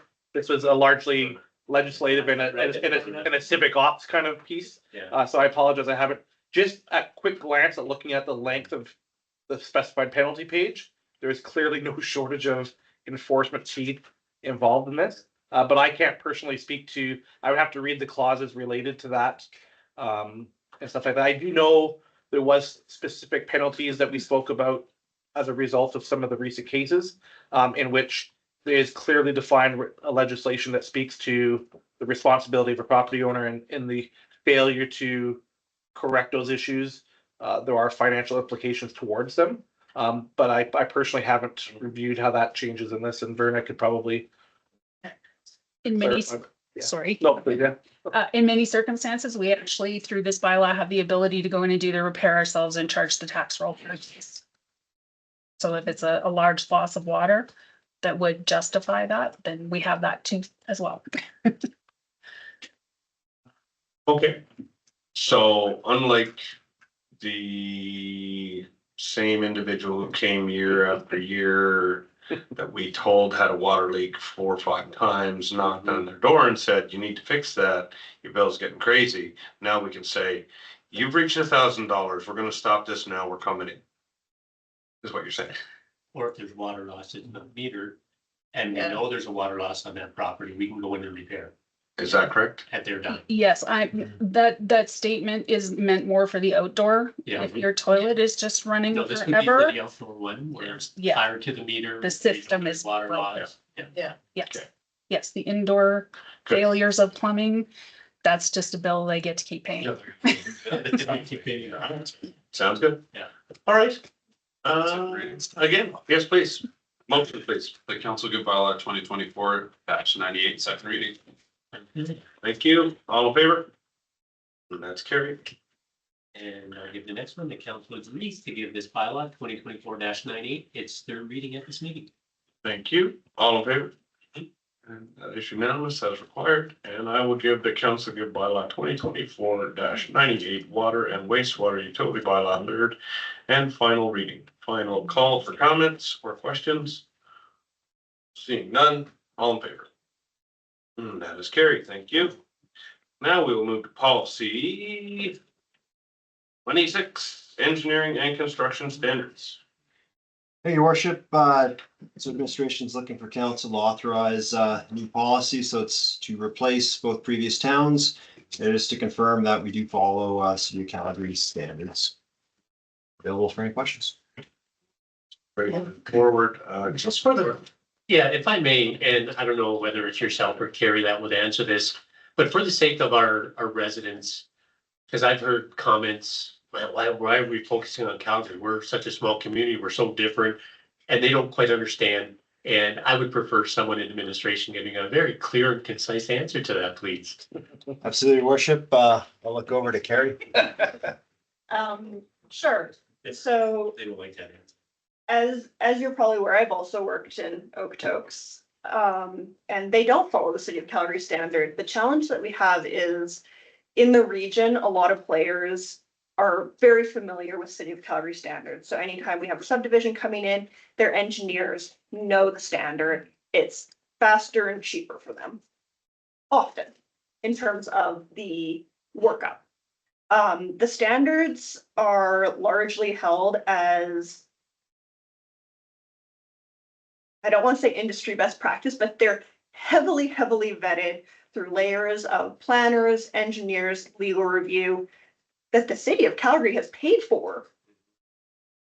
And so if we were to start creating our own, we would have to absorb the cost for that engineering, planning, and legal review to ensure that we're actually meeting environmental and safety and best practice in all of those disciplines. It's quite honestly just easier and cheaper in a lot of ways to implement the City of Calgary standards. And it guarantees a very high level of development. Any further questions? No. Great answer, Heather. I think we went through this years ago. And we've had some issues, especially on the road design in some of our subdivisions. And I think part of it was Shemus Meadows. That's almost like one lane of traffic coming through there with how that road is so narrow. My question is that a Calgary standard? Is that what we're looking at? Because that's not cool. Through the mayor, I'm not familiar with how that subdivision was reviewed or approved.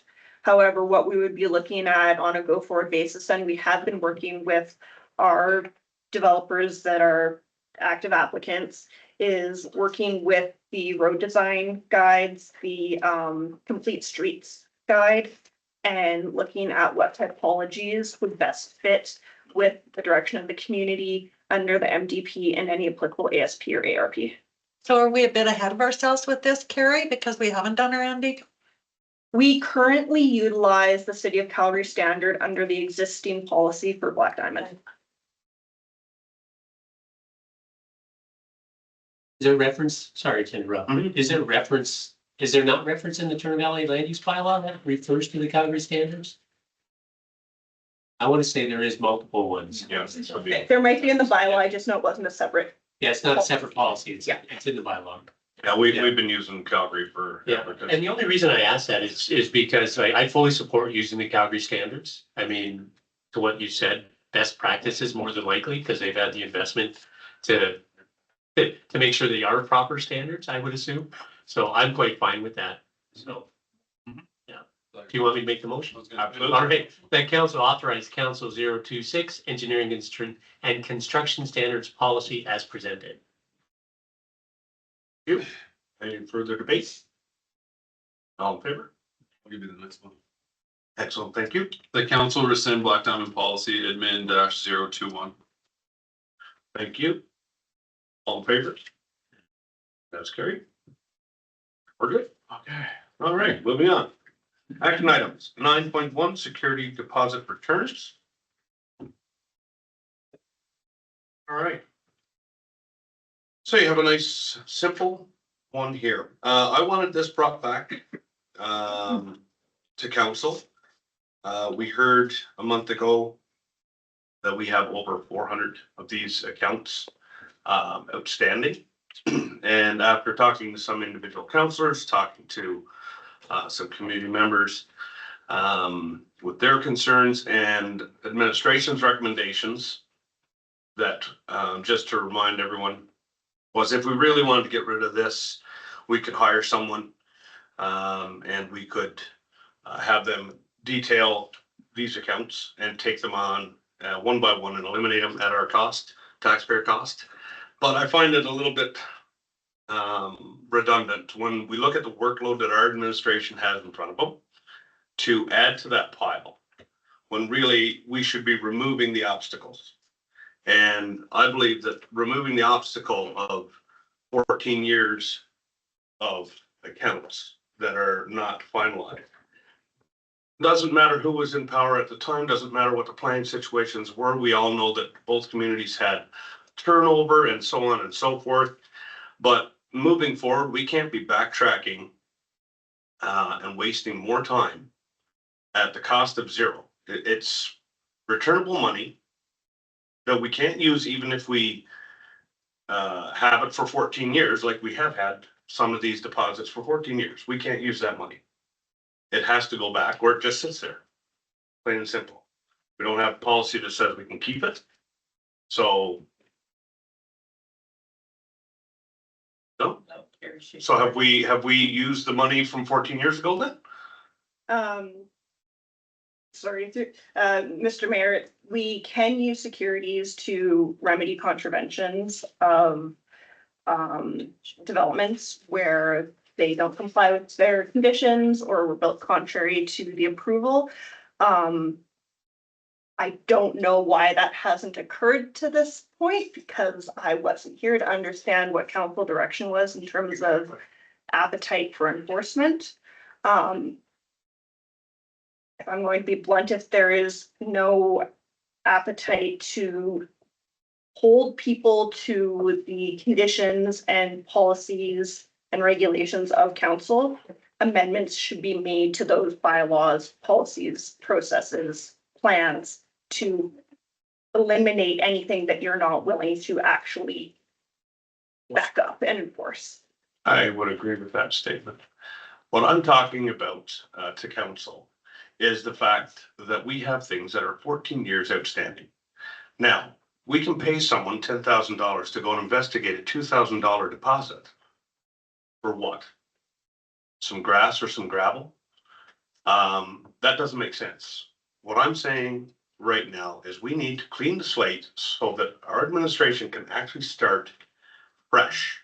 And what I'm going to suggest is something, and this is totally to debate. That's why I put it on here. We don't have a legal opinion to go by.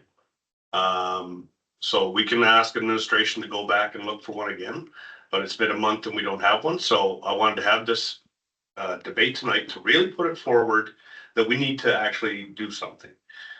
Because this is absolutely outrageous in my opinion that we wait 14 years and we don't enforce anything. So if we're not going to enforce anything, then let's clean the plate so our administration can move forward with the new development that's in front of us and actually be able to implement it. So 18 months, for example, if we go back 18 months and we say anything from 18 months ago or beyond, or even 2 years, and we say that's all forgiven, give them the money back, we're done. Anything on a development permit that is 2 years old, you could even say 2023, right? When we amalgamated, any development permit from this day forth that has a deposit, now we want a good, fine timeline, an actionable item on it. We want it wrapped up in 2 years. After 2 years, if it's not back, the money is ours and we can do what we want. Something to that effect, something that actually makes sense for a community to go forward and not have to say, oh, we've got 400 deficient accounts to manhandle and fight with versus clean the slate so our administration could actually do something in a timeline that's reasonable. Because if we're gonna say we've got 400 accounts and we'll get to you when we get these ones done, we're never gonna get ahead. So we have to make some direction here. So that's my point is I think we should look at an 18 to a 2-year window. Any application that is that old and beyond, we refund it and be done. And anything that's within that window, now administration looks at that and says, where's our surveyor? Where's our numbers? Is it complete? Is there architectural controls within guideline? Thank you, there's your 2,000. And move on. And then when we get an application for a new build, within 18 months, boom, there's your money. Goodbye, see you later. All good. So I got Heather first and then Cindy. Carrie wants to say something. Yeah, we're gonna go council I don't first. necessarily agree with you. I'd like to have some of these, like some of them are 2013. However, I think that as a council, we really do have to take a look at the risks. And, developers sign an agreement to develop and they're responsible for making sure some of these things are done. And like I said, I don't necessarily disagree that we have to clean the slate to a certain point, but when it comes down to gravel in the boulevard versus grass, and it's very clear in the development permit that it should be grass. And now we're going back and we're saying, okay, that is a buyer risk then because they're not in compliance because they put gravel there. So a new buyer comes in and they're not in compliance. So then what happens to that? So that's a cost to the new purchaser. Like there's risks to doing this. And our general credibility as a municipality. So I don't know what the answer is. I really don't want to have developers or property owners be in a position to have to redo something, but developer is responsible to address what is in the development permit. And if there's deficiencies, they shouldn't get their securities back. So I don't know if we put a timeline on it, it still leaves people at risk and the town. So I'm just not sure how to handle it. I wish we had a legal opinion. Yeah. We did. Yeah, we did. Let's go across here. We did ask for one, but okay. It's been a month and we still haven't. It's just that the timeline is just, like, that's 11 years. 2013 is 11 years that you've been waiting for security deposit.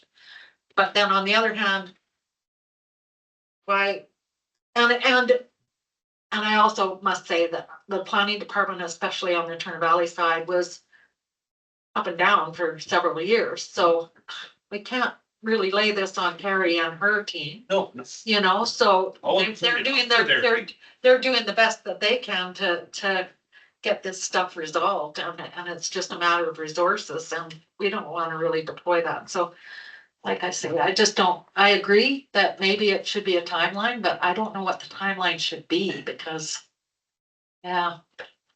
Sydney, I'm gonna go to you. Just to be clear, I want to clean this up so Carrie and them don't have to Yeah, balance. no. That's why I want to be.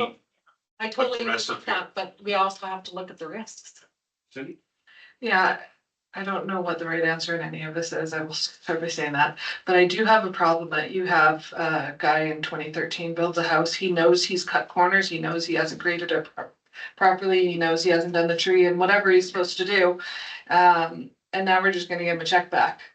When he was fully happy to not bother doing those things because it wasn't worth putting the money to do it right versus what he had on deposit.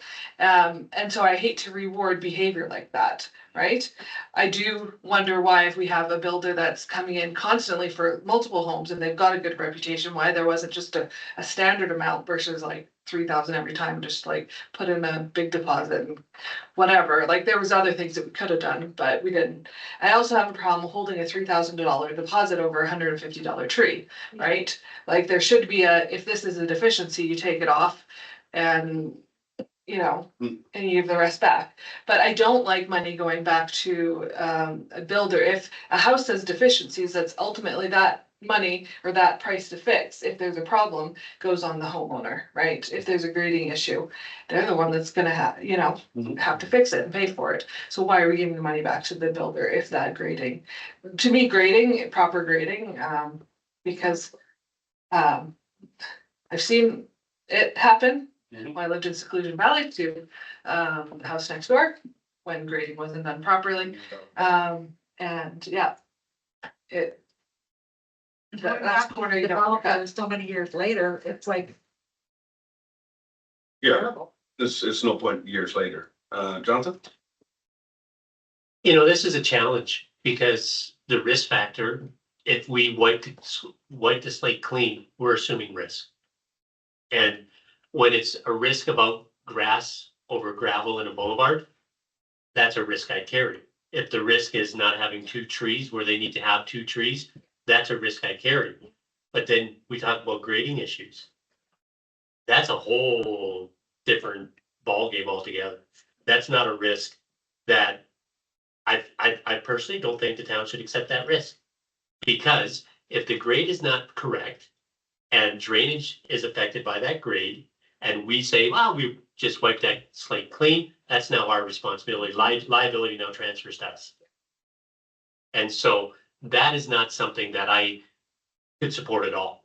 So my question is, when we look at this hybrid approach, question for administration that we need to, regardless of legal liability here, or regardless of legal advice, which files have been identified that can be expedited so that the one developer in question, the one builder in question, how can we get the ones that are met, the certificates are in place, how can we expedite that? Low-hanging fruit. Yeah, thanks, Well, Your the Worship. low-hanging fruit, exactly, right? Turn over to Carrie, maybe we could talk about how many files have been cleared to. In the last month, we returned 23 that were identified on the developer's list that they provided to council. There's. So those are ones that I've signed for return. They haven't hit the bank yet because the check run you're gonna sign tonight. So they'll be in the mail. All right, so there you go. 8 of them have grade problems that our engineer and their surveyor haven't signed off that they're willing to take the liability. Specifically in Riverwood, there were permits expressly written with conditions for trees and the gravel in the boulevard. So there are 12 with trees outstanding and 13 with gravel in the boulevard. So if I may, as a follow-up, I'm a huge fan of being a peacemaker, not a peacekeeper. So what kind of time frame are we talking here within administration's work to categorize these as low risk, medium risk, and high risk? Because I could see us taking the ones that are low risk, such as trees not being where they need to be, even though we're looking for an aesthetic, we might be looking for, basically it's an aesthetic reason, right? That we want the trees where they need to be. What's the reason we have trees? Is there something with water retention as well? There is, right? I remember taking that an AB Munis where they talked about the importance of greenery and whatnot for your rainwater and collection and whatnot. So that's what I'm saying, team. There's a lot more at play than just some of these, what we might think are minor elements are actually not. And that's where we have to be careful. Sorry, Worship, to interrupt. Yeah, whenever we talk risk too, like now we're venturing into a legal opinion, right? Which Exactly. was coming in February. So again, wherever council goes with this, just make sure it's crystal clear, because if you take on the risk via policy, you can, but administration can't make that recommendation. I don't think we should. So I'll just throw on a few other things. We have to make a decision today. No, I wanted to have this debate so that we can, if we're gonna set another direction and be clear about it, then we could set them some more direction. So if they're gonna get that legal opinion, they have more information. I'd rather wait for legal. That's what I'm hearing. As I go across the table, that's what I'm hearing. So And 23 in a month is, that's great. very good. And- I think that's great. Out of how many? Can I elaborate on that? No, not 400, which is this developer. Yeah, so the two spreadsheets that were provided to council for Black Diamond and Turner Valley. Those were the ones that we have been working through in the last month. A few things for consideration. You can tell us to return securities. And a return doesn't necessarily mean that we have said that the conditions of the permit are met. It does make future enforcement extremely difficult because it gives the appearance that we are satisfied with the development, even if we are not. Additionally, they would still be in contravention of the permit, even if we return securities. The securities policy that you recently passed would need to be amended, since it very clearly states that no security shall be returned until the conditions of the permit are met. Another thing in terms If of. I can interrupt there, Terry? Yeah. That's my concern. That statement you just said there in contract law, if we state very clearly that securities will not be returned until conditions are met, if on the one hand, we go ahead and return that condition, the responsibility lies on us, not on like the one who's written that contract, not on the one receiving the benefit. So what would happen then is that person, let's say 7 years down the road, they're like, well, I assumed that because I got the security, that the conditions were met. The courts would put the onus of proof on us to show that that's not what we meant. That's a dangerous path to go down, team. And so that's to my point that you have to amend the policy in order to allow that to happen. With timelines, I keep hearing 18 months or 2 years. Important for council to remember in the development world, there's rules around everything. You have 12 months to start a development, 12 months to complete it. So even just within a normal standard timeline, 24 months. And Right. that's. Thank you. I don't think we need to waste any more time debating. I think you guys have been fairly clear. Brendan? Oh, sorry, Hazel, you want to speak? No, Cindy's first. Cindy? To hire an outside contractor to come in and deal with this, what would the cost be?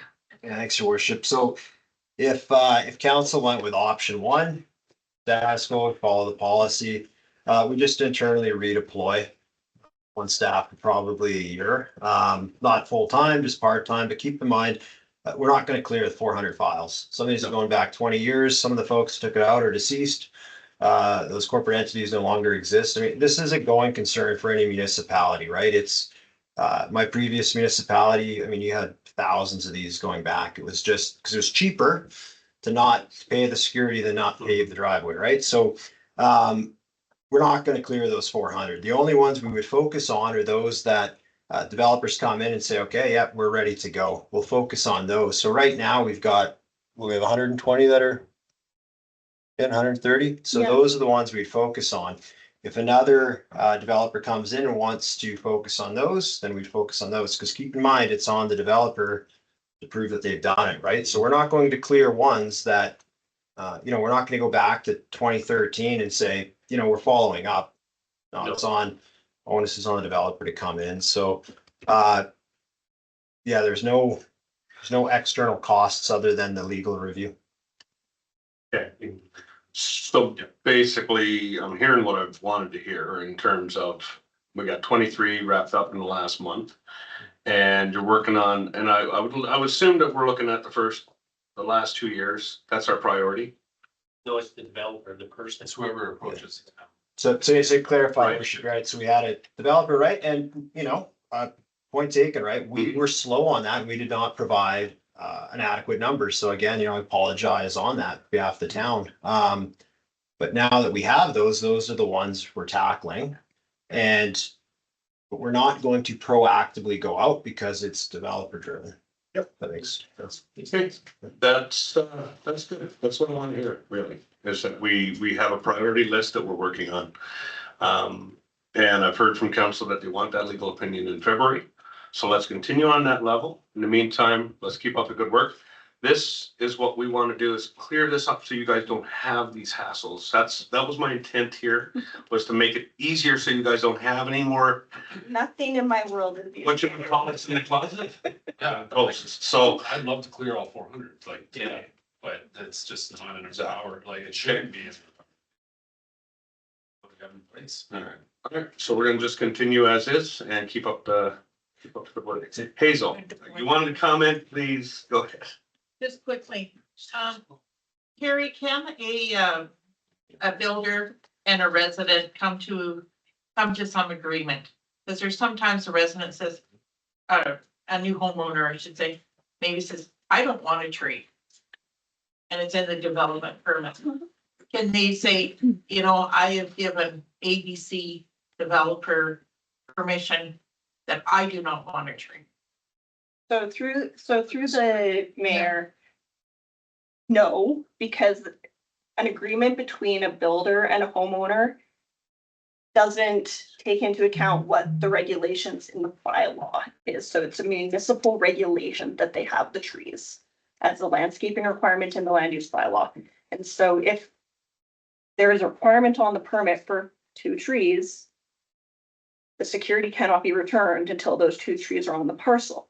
An alternative, if somebody is vehemently opposed to greenery, they can apply for variance. Landscaping is not something that we can vary. So then it would go to appeal. And then the appeal board could determine whether the trees are or not appropriate. The third option is an amendment to the bylaw. So should council deem that 2 trees on a residential property is entirely inappropriate, you can amend the bylaw.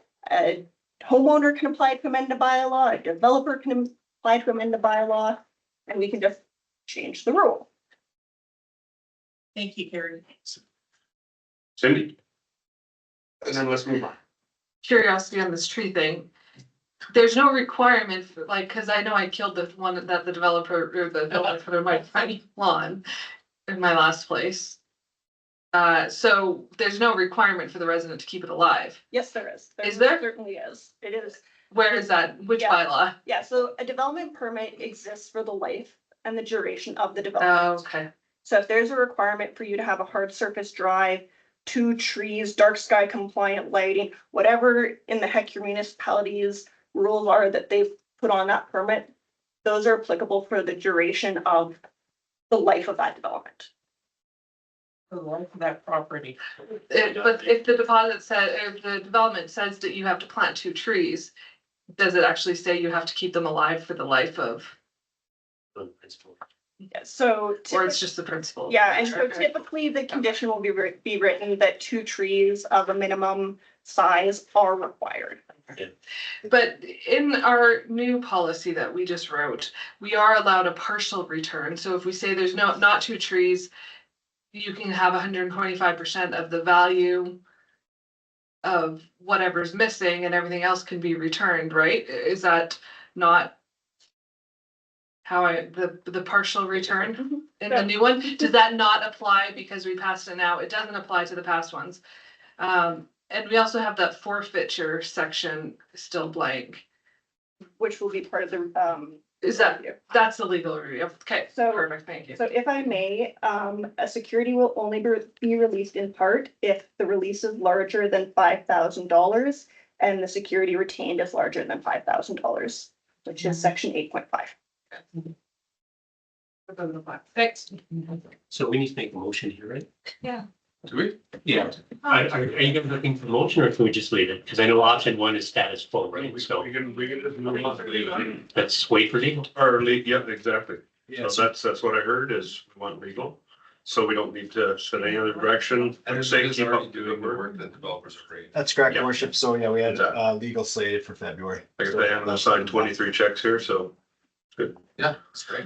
Okay, moving on, to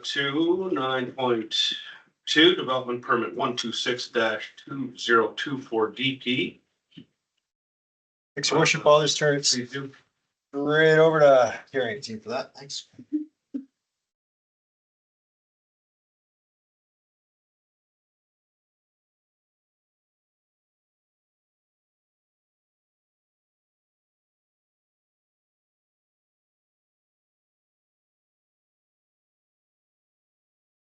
Go ahead. Good evening, Mayor and Council. I'll go a little easier on my. Good evening. All right, what do we got? This is an application for an accessory building with an accessory suite. The parcel is within the direct control district where council is the approving authority. Within the staff report, I talked a little bit about how this application meets the requirements of our policies and regulations. And so just to hit on the high points, under a municipal government act, or sorry, municipal development plan.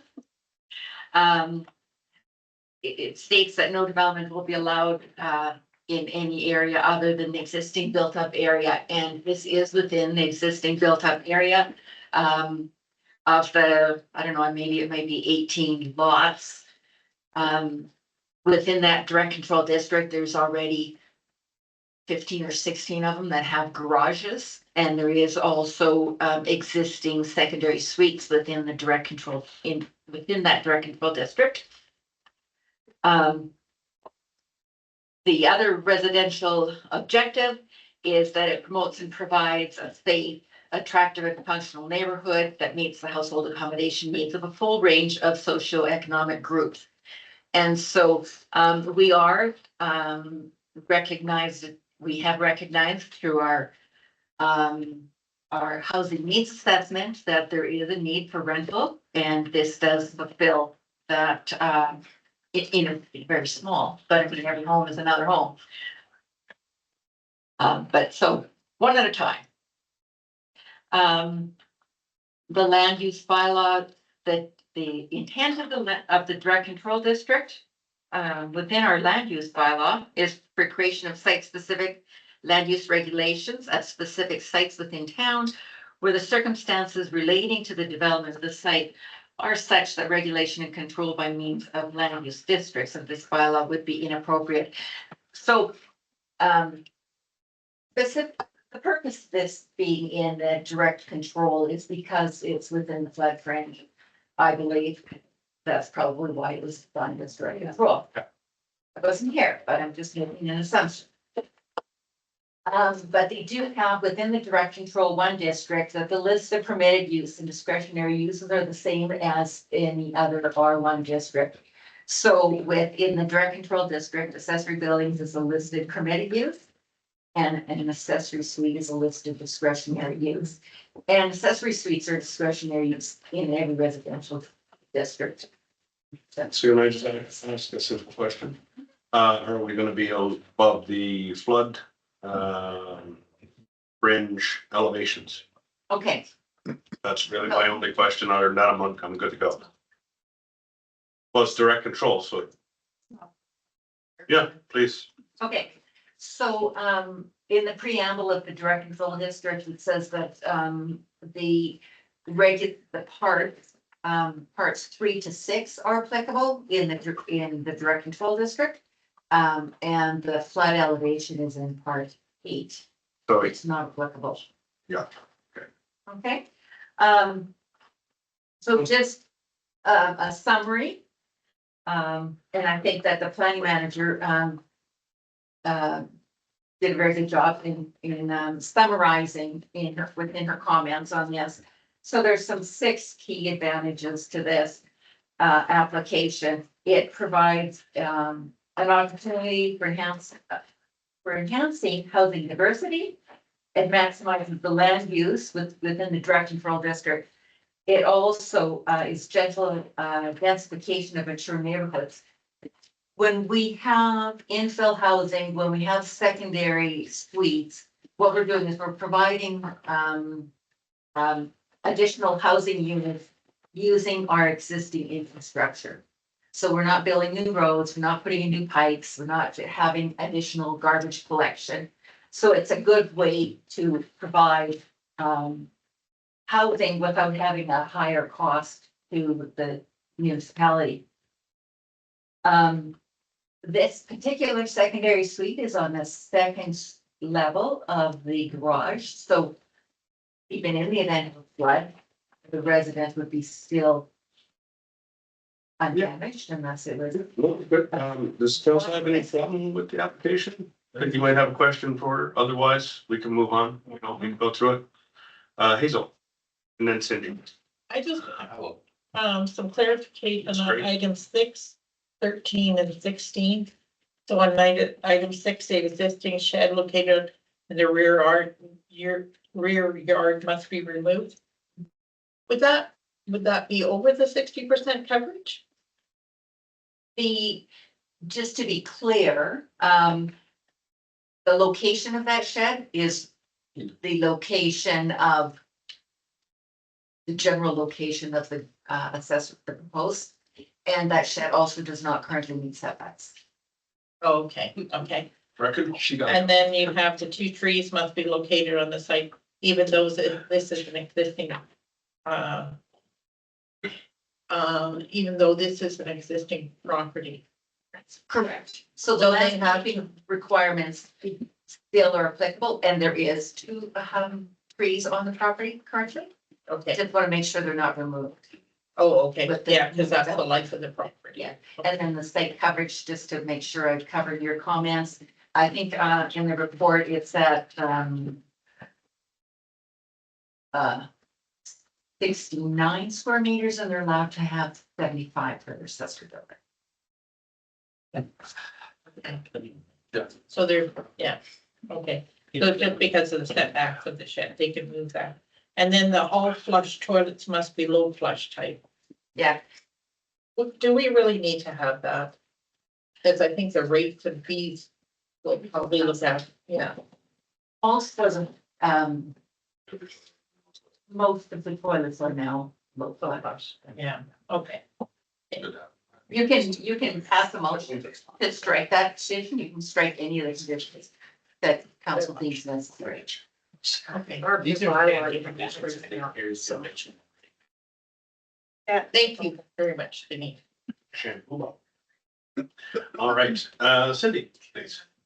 I mentioned talk about the low flow. No?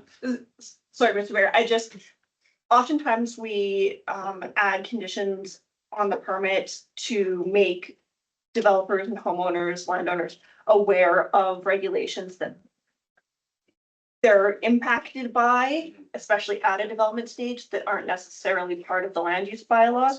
But the sooner that we can communicate that and they're aware that that is a municipal requirement under a bylaw that's enforceable, I think it's a win for everybody. That's awesome. Yeah. And just can't go to the recycle center and get the.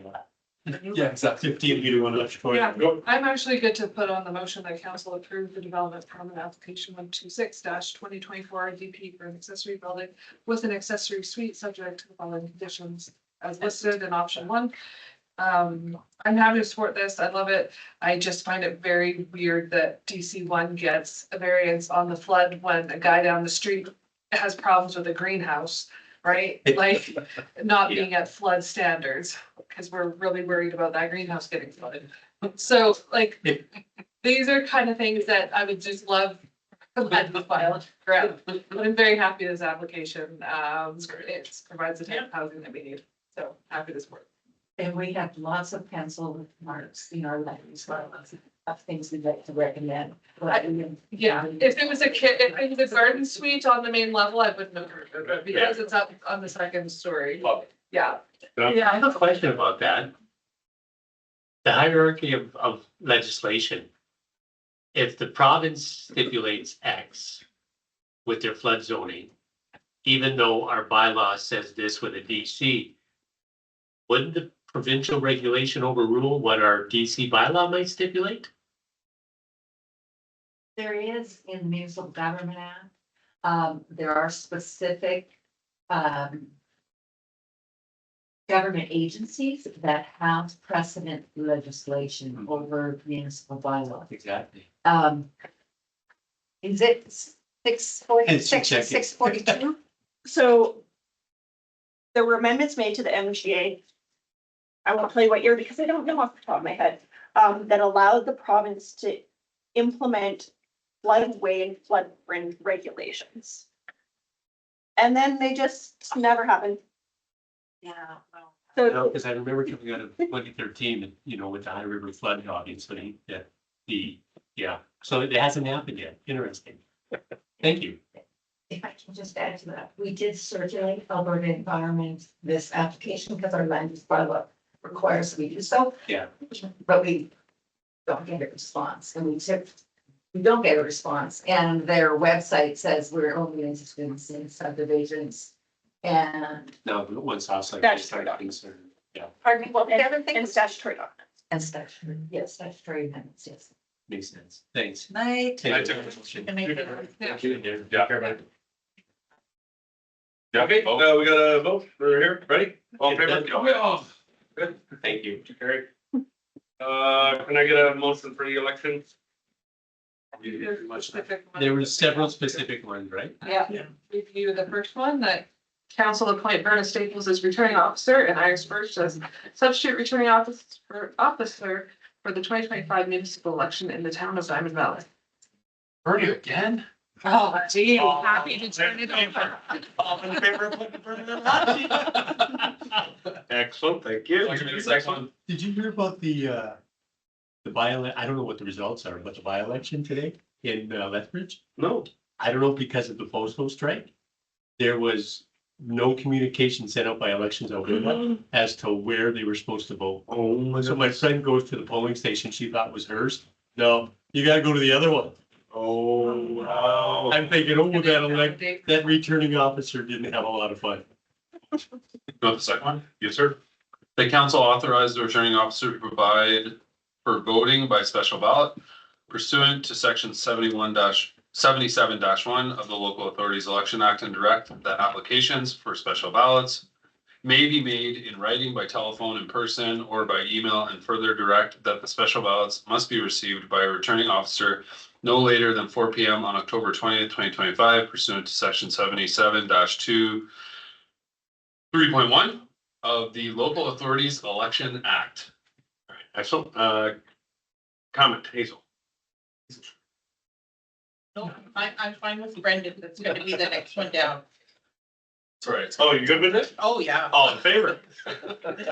Hazel, you better make this motion. Okay, and then I have a question, not comment on it. Yeah. That council authorized the returning officer to establish at their discretion institutional voting stations as deemed appropriate for the 2025 municipal election, subject to section 80 of the Local Authorities Election Act. And your comment. Would Ridgestone Lodge be considered an eligible institution? Because I think in your report, you just talked That's the about, Spoke Society, correct? yes. We did contact them as the last one. They did not want to be one. Not every institution wants to or is able to. Okay. So, but we would reach out to them for sure. Okay, sounds good. Yeah. Yeah. Okay. Yeah. Okay. All in favor? I And all opposed? And seeing none. on to the next one. We're good. It's carried. That council authorized administration to negotiate and execute the 2025 joint election agreement with Foothill School Division. Excellent. All in favor? That is carried. I'll give the council authorized administration to execute the data sharing agreement with Elections Alberta to facilitate the shared permanent electors register. All in favor? The council rescind Black Diamond Policy Admin 007 election worker funds. And exactly what is admin 007? Does it take 2 hours, 3 hours, 4 hours off? What is- No, this is the hiring of election workers. Because now it's gonna be Diamond Valley. Well, it's also Just trying. outdated. I'll probably still follow the processes for hiring, but the pay scales were out of sync. All right, sounds good. All in favor? Aye. Thank you, that's good. Request letter of support for 515 Morrison Street, Councilor Gordon. All right, give us this one. This is a simple request. We've already done it for them and they're reapplying. So I will go with option one, the council direct administration to send a letter of support for 96148 Alberta Limited's Affordable Housing Partnership Program grant application relating to the proposed project at 515 Morrison Street Northwest. Any comments from council? Good, all in favor? You, carried. And library Diamond Valley Board resolution. That council agrees that Bill Rowe is qualified to review the Diamond Valley Library Board's financial records for the 2024 calendar year, and I will definitely talk to you. Yeah. Thank you. Hey, you got it. No, he's only been used to. All in favor? And that is carried. Thanks, EJ. Good night, thank you, everybody. Yeah, thanks for staying. holidays. Take care. Merry Christmas, dude. Go ahead, Hazel. That council appoint Barb Castell to the Diamond Valley Library Board for a term commencing December 18th, 2024 and ending October 31st, 2027. Excellent, thank you. All in favor? Fantastic, and that's Councillor Barb Costello from the Foothills County, and that'll be great to have her on there as well. Last but not least, are we at the last? We're almost there. We got a Lisa's here. Lisa's here. Giving notice of everything moving to digital and the advice of the paper billing fee. Mhm. So that we're moving to e-services. Is there anything else, Dash? That was it, your worship. I just want to mention that, actually, because of Canada Post strike too, we're currently just under 50% of residents that have updated on this, so. Oh, Big thumbs up. We'll do a lot more interesting in the new year to keep encouraging folks. And just want to mention too, we had 9.6 First Ave North. oh, yes, Oh, yeah, report. Yep, okay, we'll hit that before we do our notice of motion by Councillor Gordon. So, yeah, 9-6 staff report, Heather, Yeah, just a couple highlights there. yeah, I just wanted to discuss, we're gonna have about $1 million left over after the upgrade on the lift, I think about. Mhm. So I was just inquiring as to where those remaining funds will be reflected. Would it be grants or reserves that would go back into? I think we kind of use both, so I would leave it to our CAO to respond to that question. Yeah. I may not be able to do it today, but if you could come back with something for us. Yeah, absolutely, your worship. We'll just add to it as well.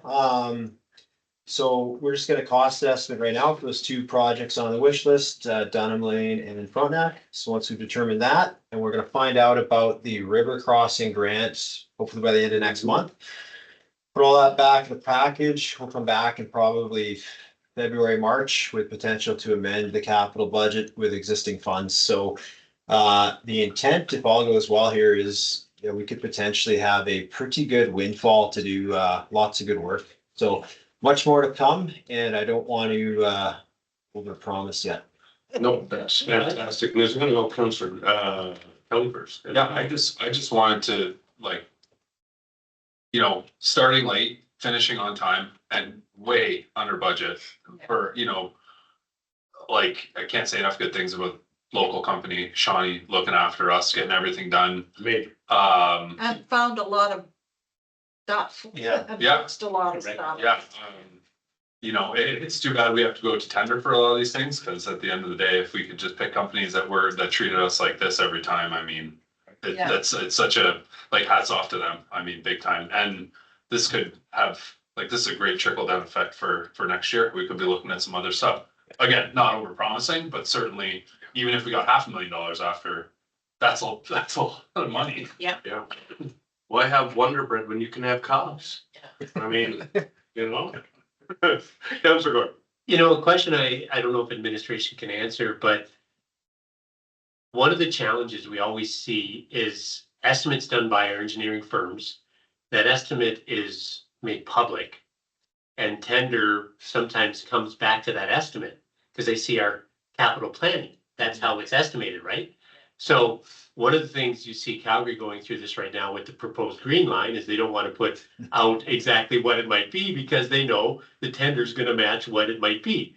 So this project specifically, and this is my question, what was identified as to why we came in 1.3 under budget? Excellent question, your worship. I don't have the answer at the top of my head. I will tell you though, a couple things on it. This is the ultimate chicken egg issue, right? So you remember the river crossing? We weren't as clear with what that project should have cost. Our lowest bid was almost twice our estimated cost. So here we are. So I've seen it both ways. My current understanding of where call it best practices, common practices, is to give the ballpark figures so that the consultants know what they're bidding on. But then you raised a good question of, well, then they know what it costs. It goes back and forth. We could probably write a book on it. I don't have a clear answer. Ultimately, it's philosophical.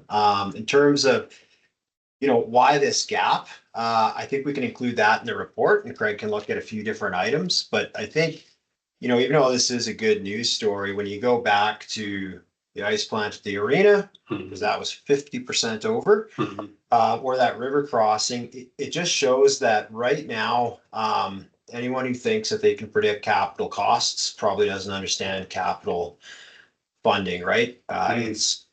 You're seeing it across the board, right? What a house cost in 2021 is certainly not what it costs in 2025, and those have the same impacts on us. It makes capital budgeting and planning very difficult, and this is why you saw in this year our plan, we didn't put it to the dollar or the dime, right? Always put those estimates because we know it's going to sway. Where the previous best practice was, you'd have a 7 or 8 figure capital plan that was to the penny, and of course you never actually gets there. So we're trying to look at it from a bit of a different approach where we say, look, it's more of a testing and adjusting. I don't know if that clear. It does, and that's the reason I asked a question specifically is because our responsibility is to budget. Our responsibility is to estimate what we have on hand, what resources we'll need to complete projects. And as best as we do to identify, I would say as accurately as possible, what the cost will be. If we can tighten up some things so that we can be accurate, I think would be better. But at the same time, the challenges are present. So thanks for delineating that.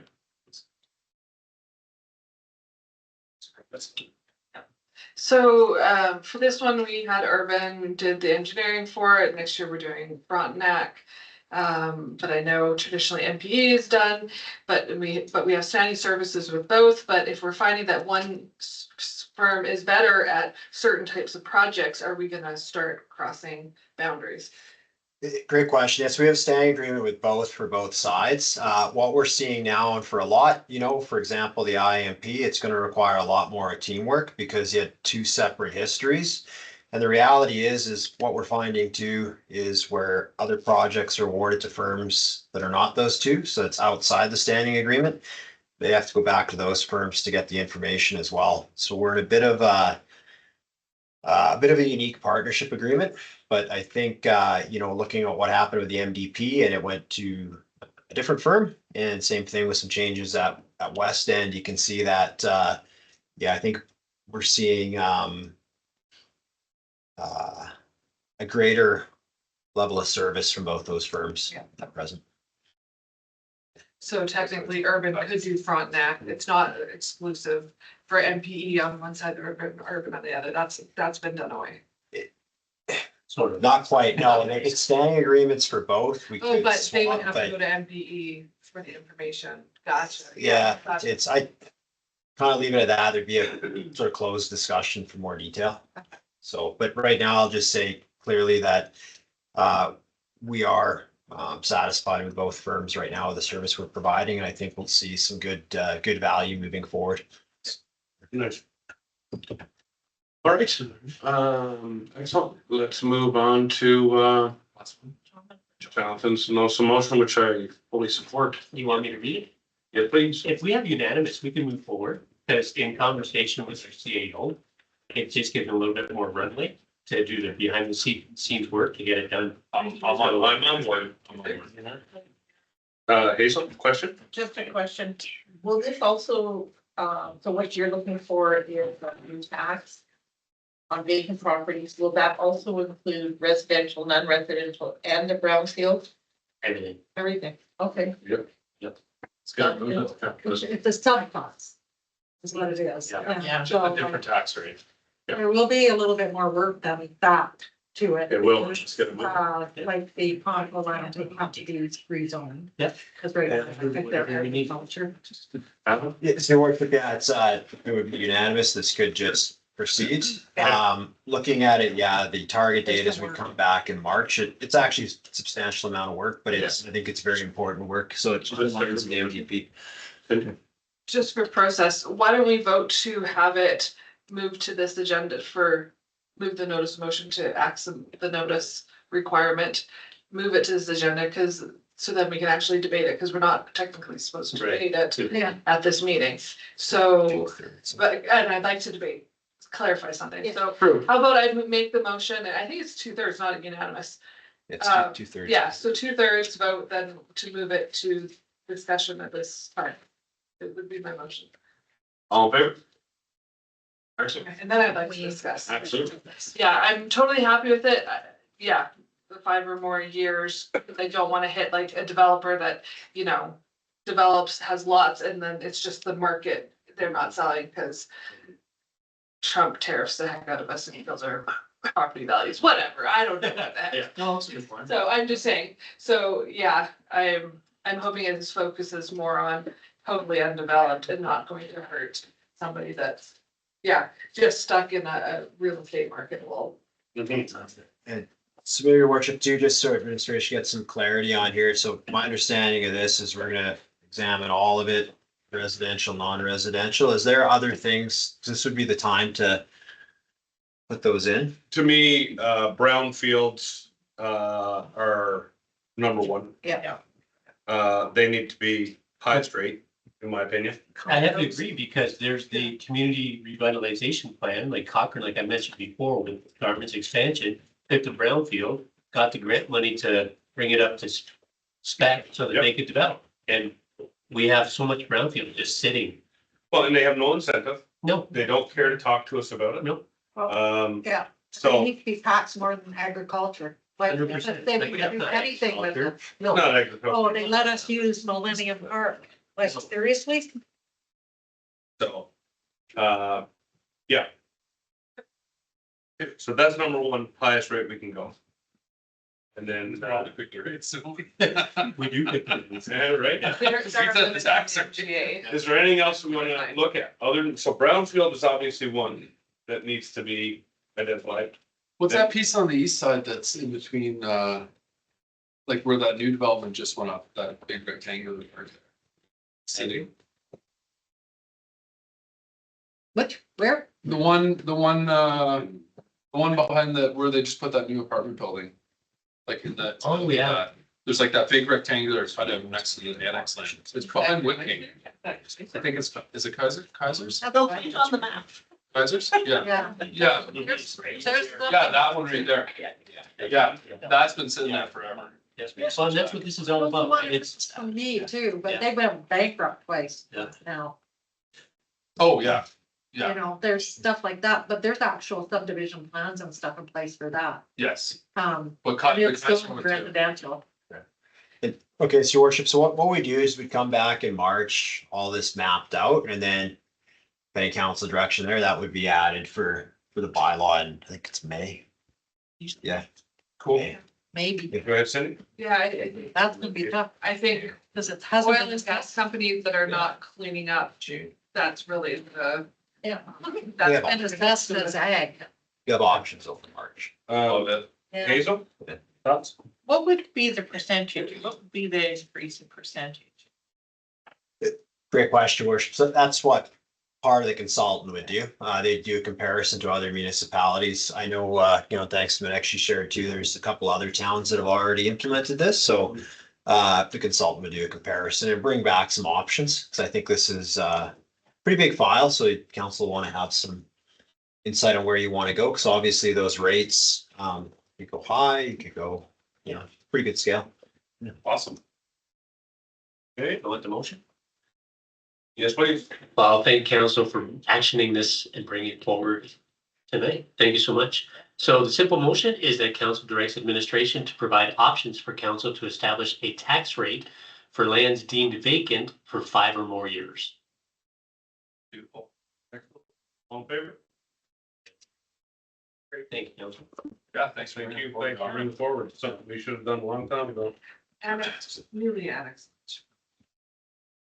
Okay, do you think we're done? Yes? Yes. No. Let them, Yeah, they let won't planning get through what they have on their plate before we start pressuring that. We're all done, guys. Okay, Good job. Merry Christmas. Merry Christmas, everybody.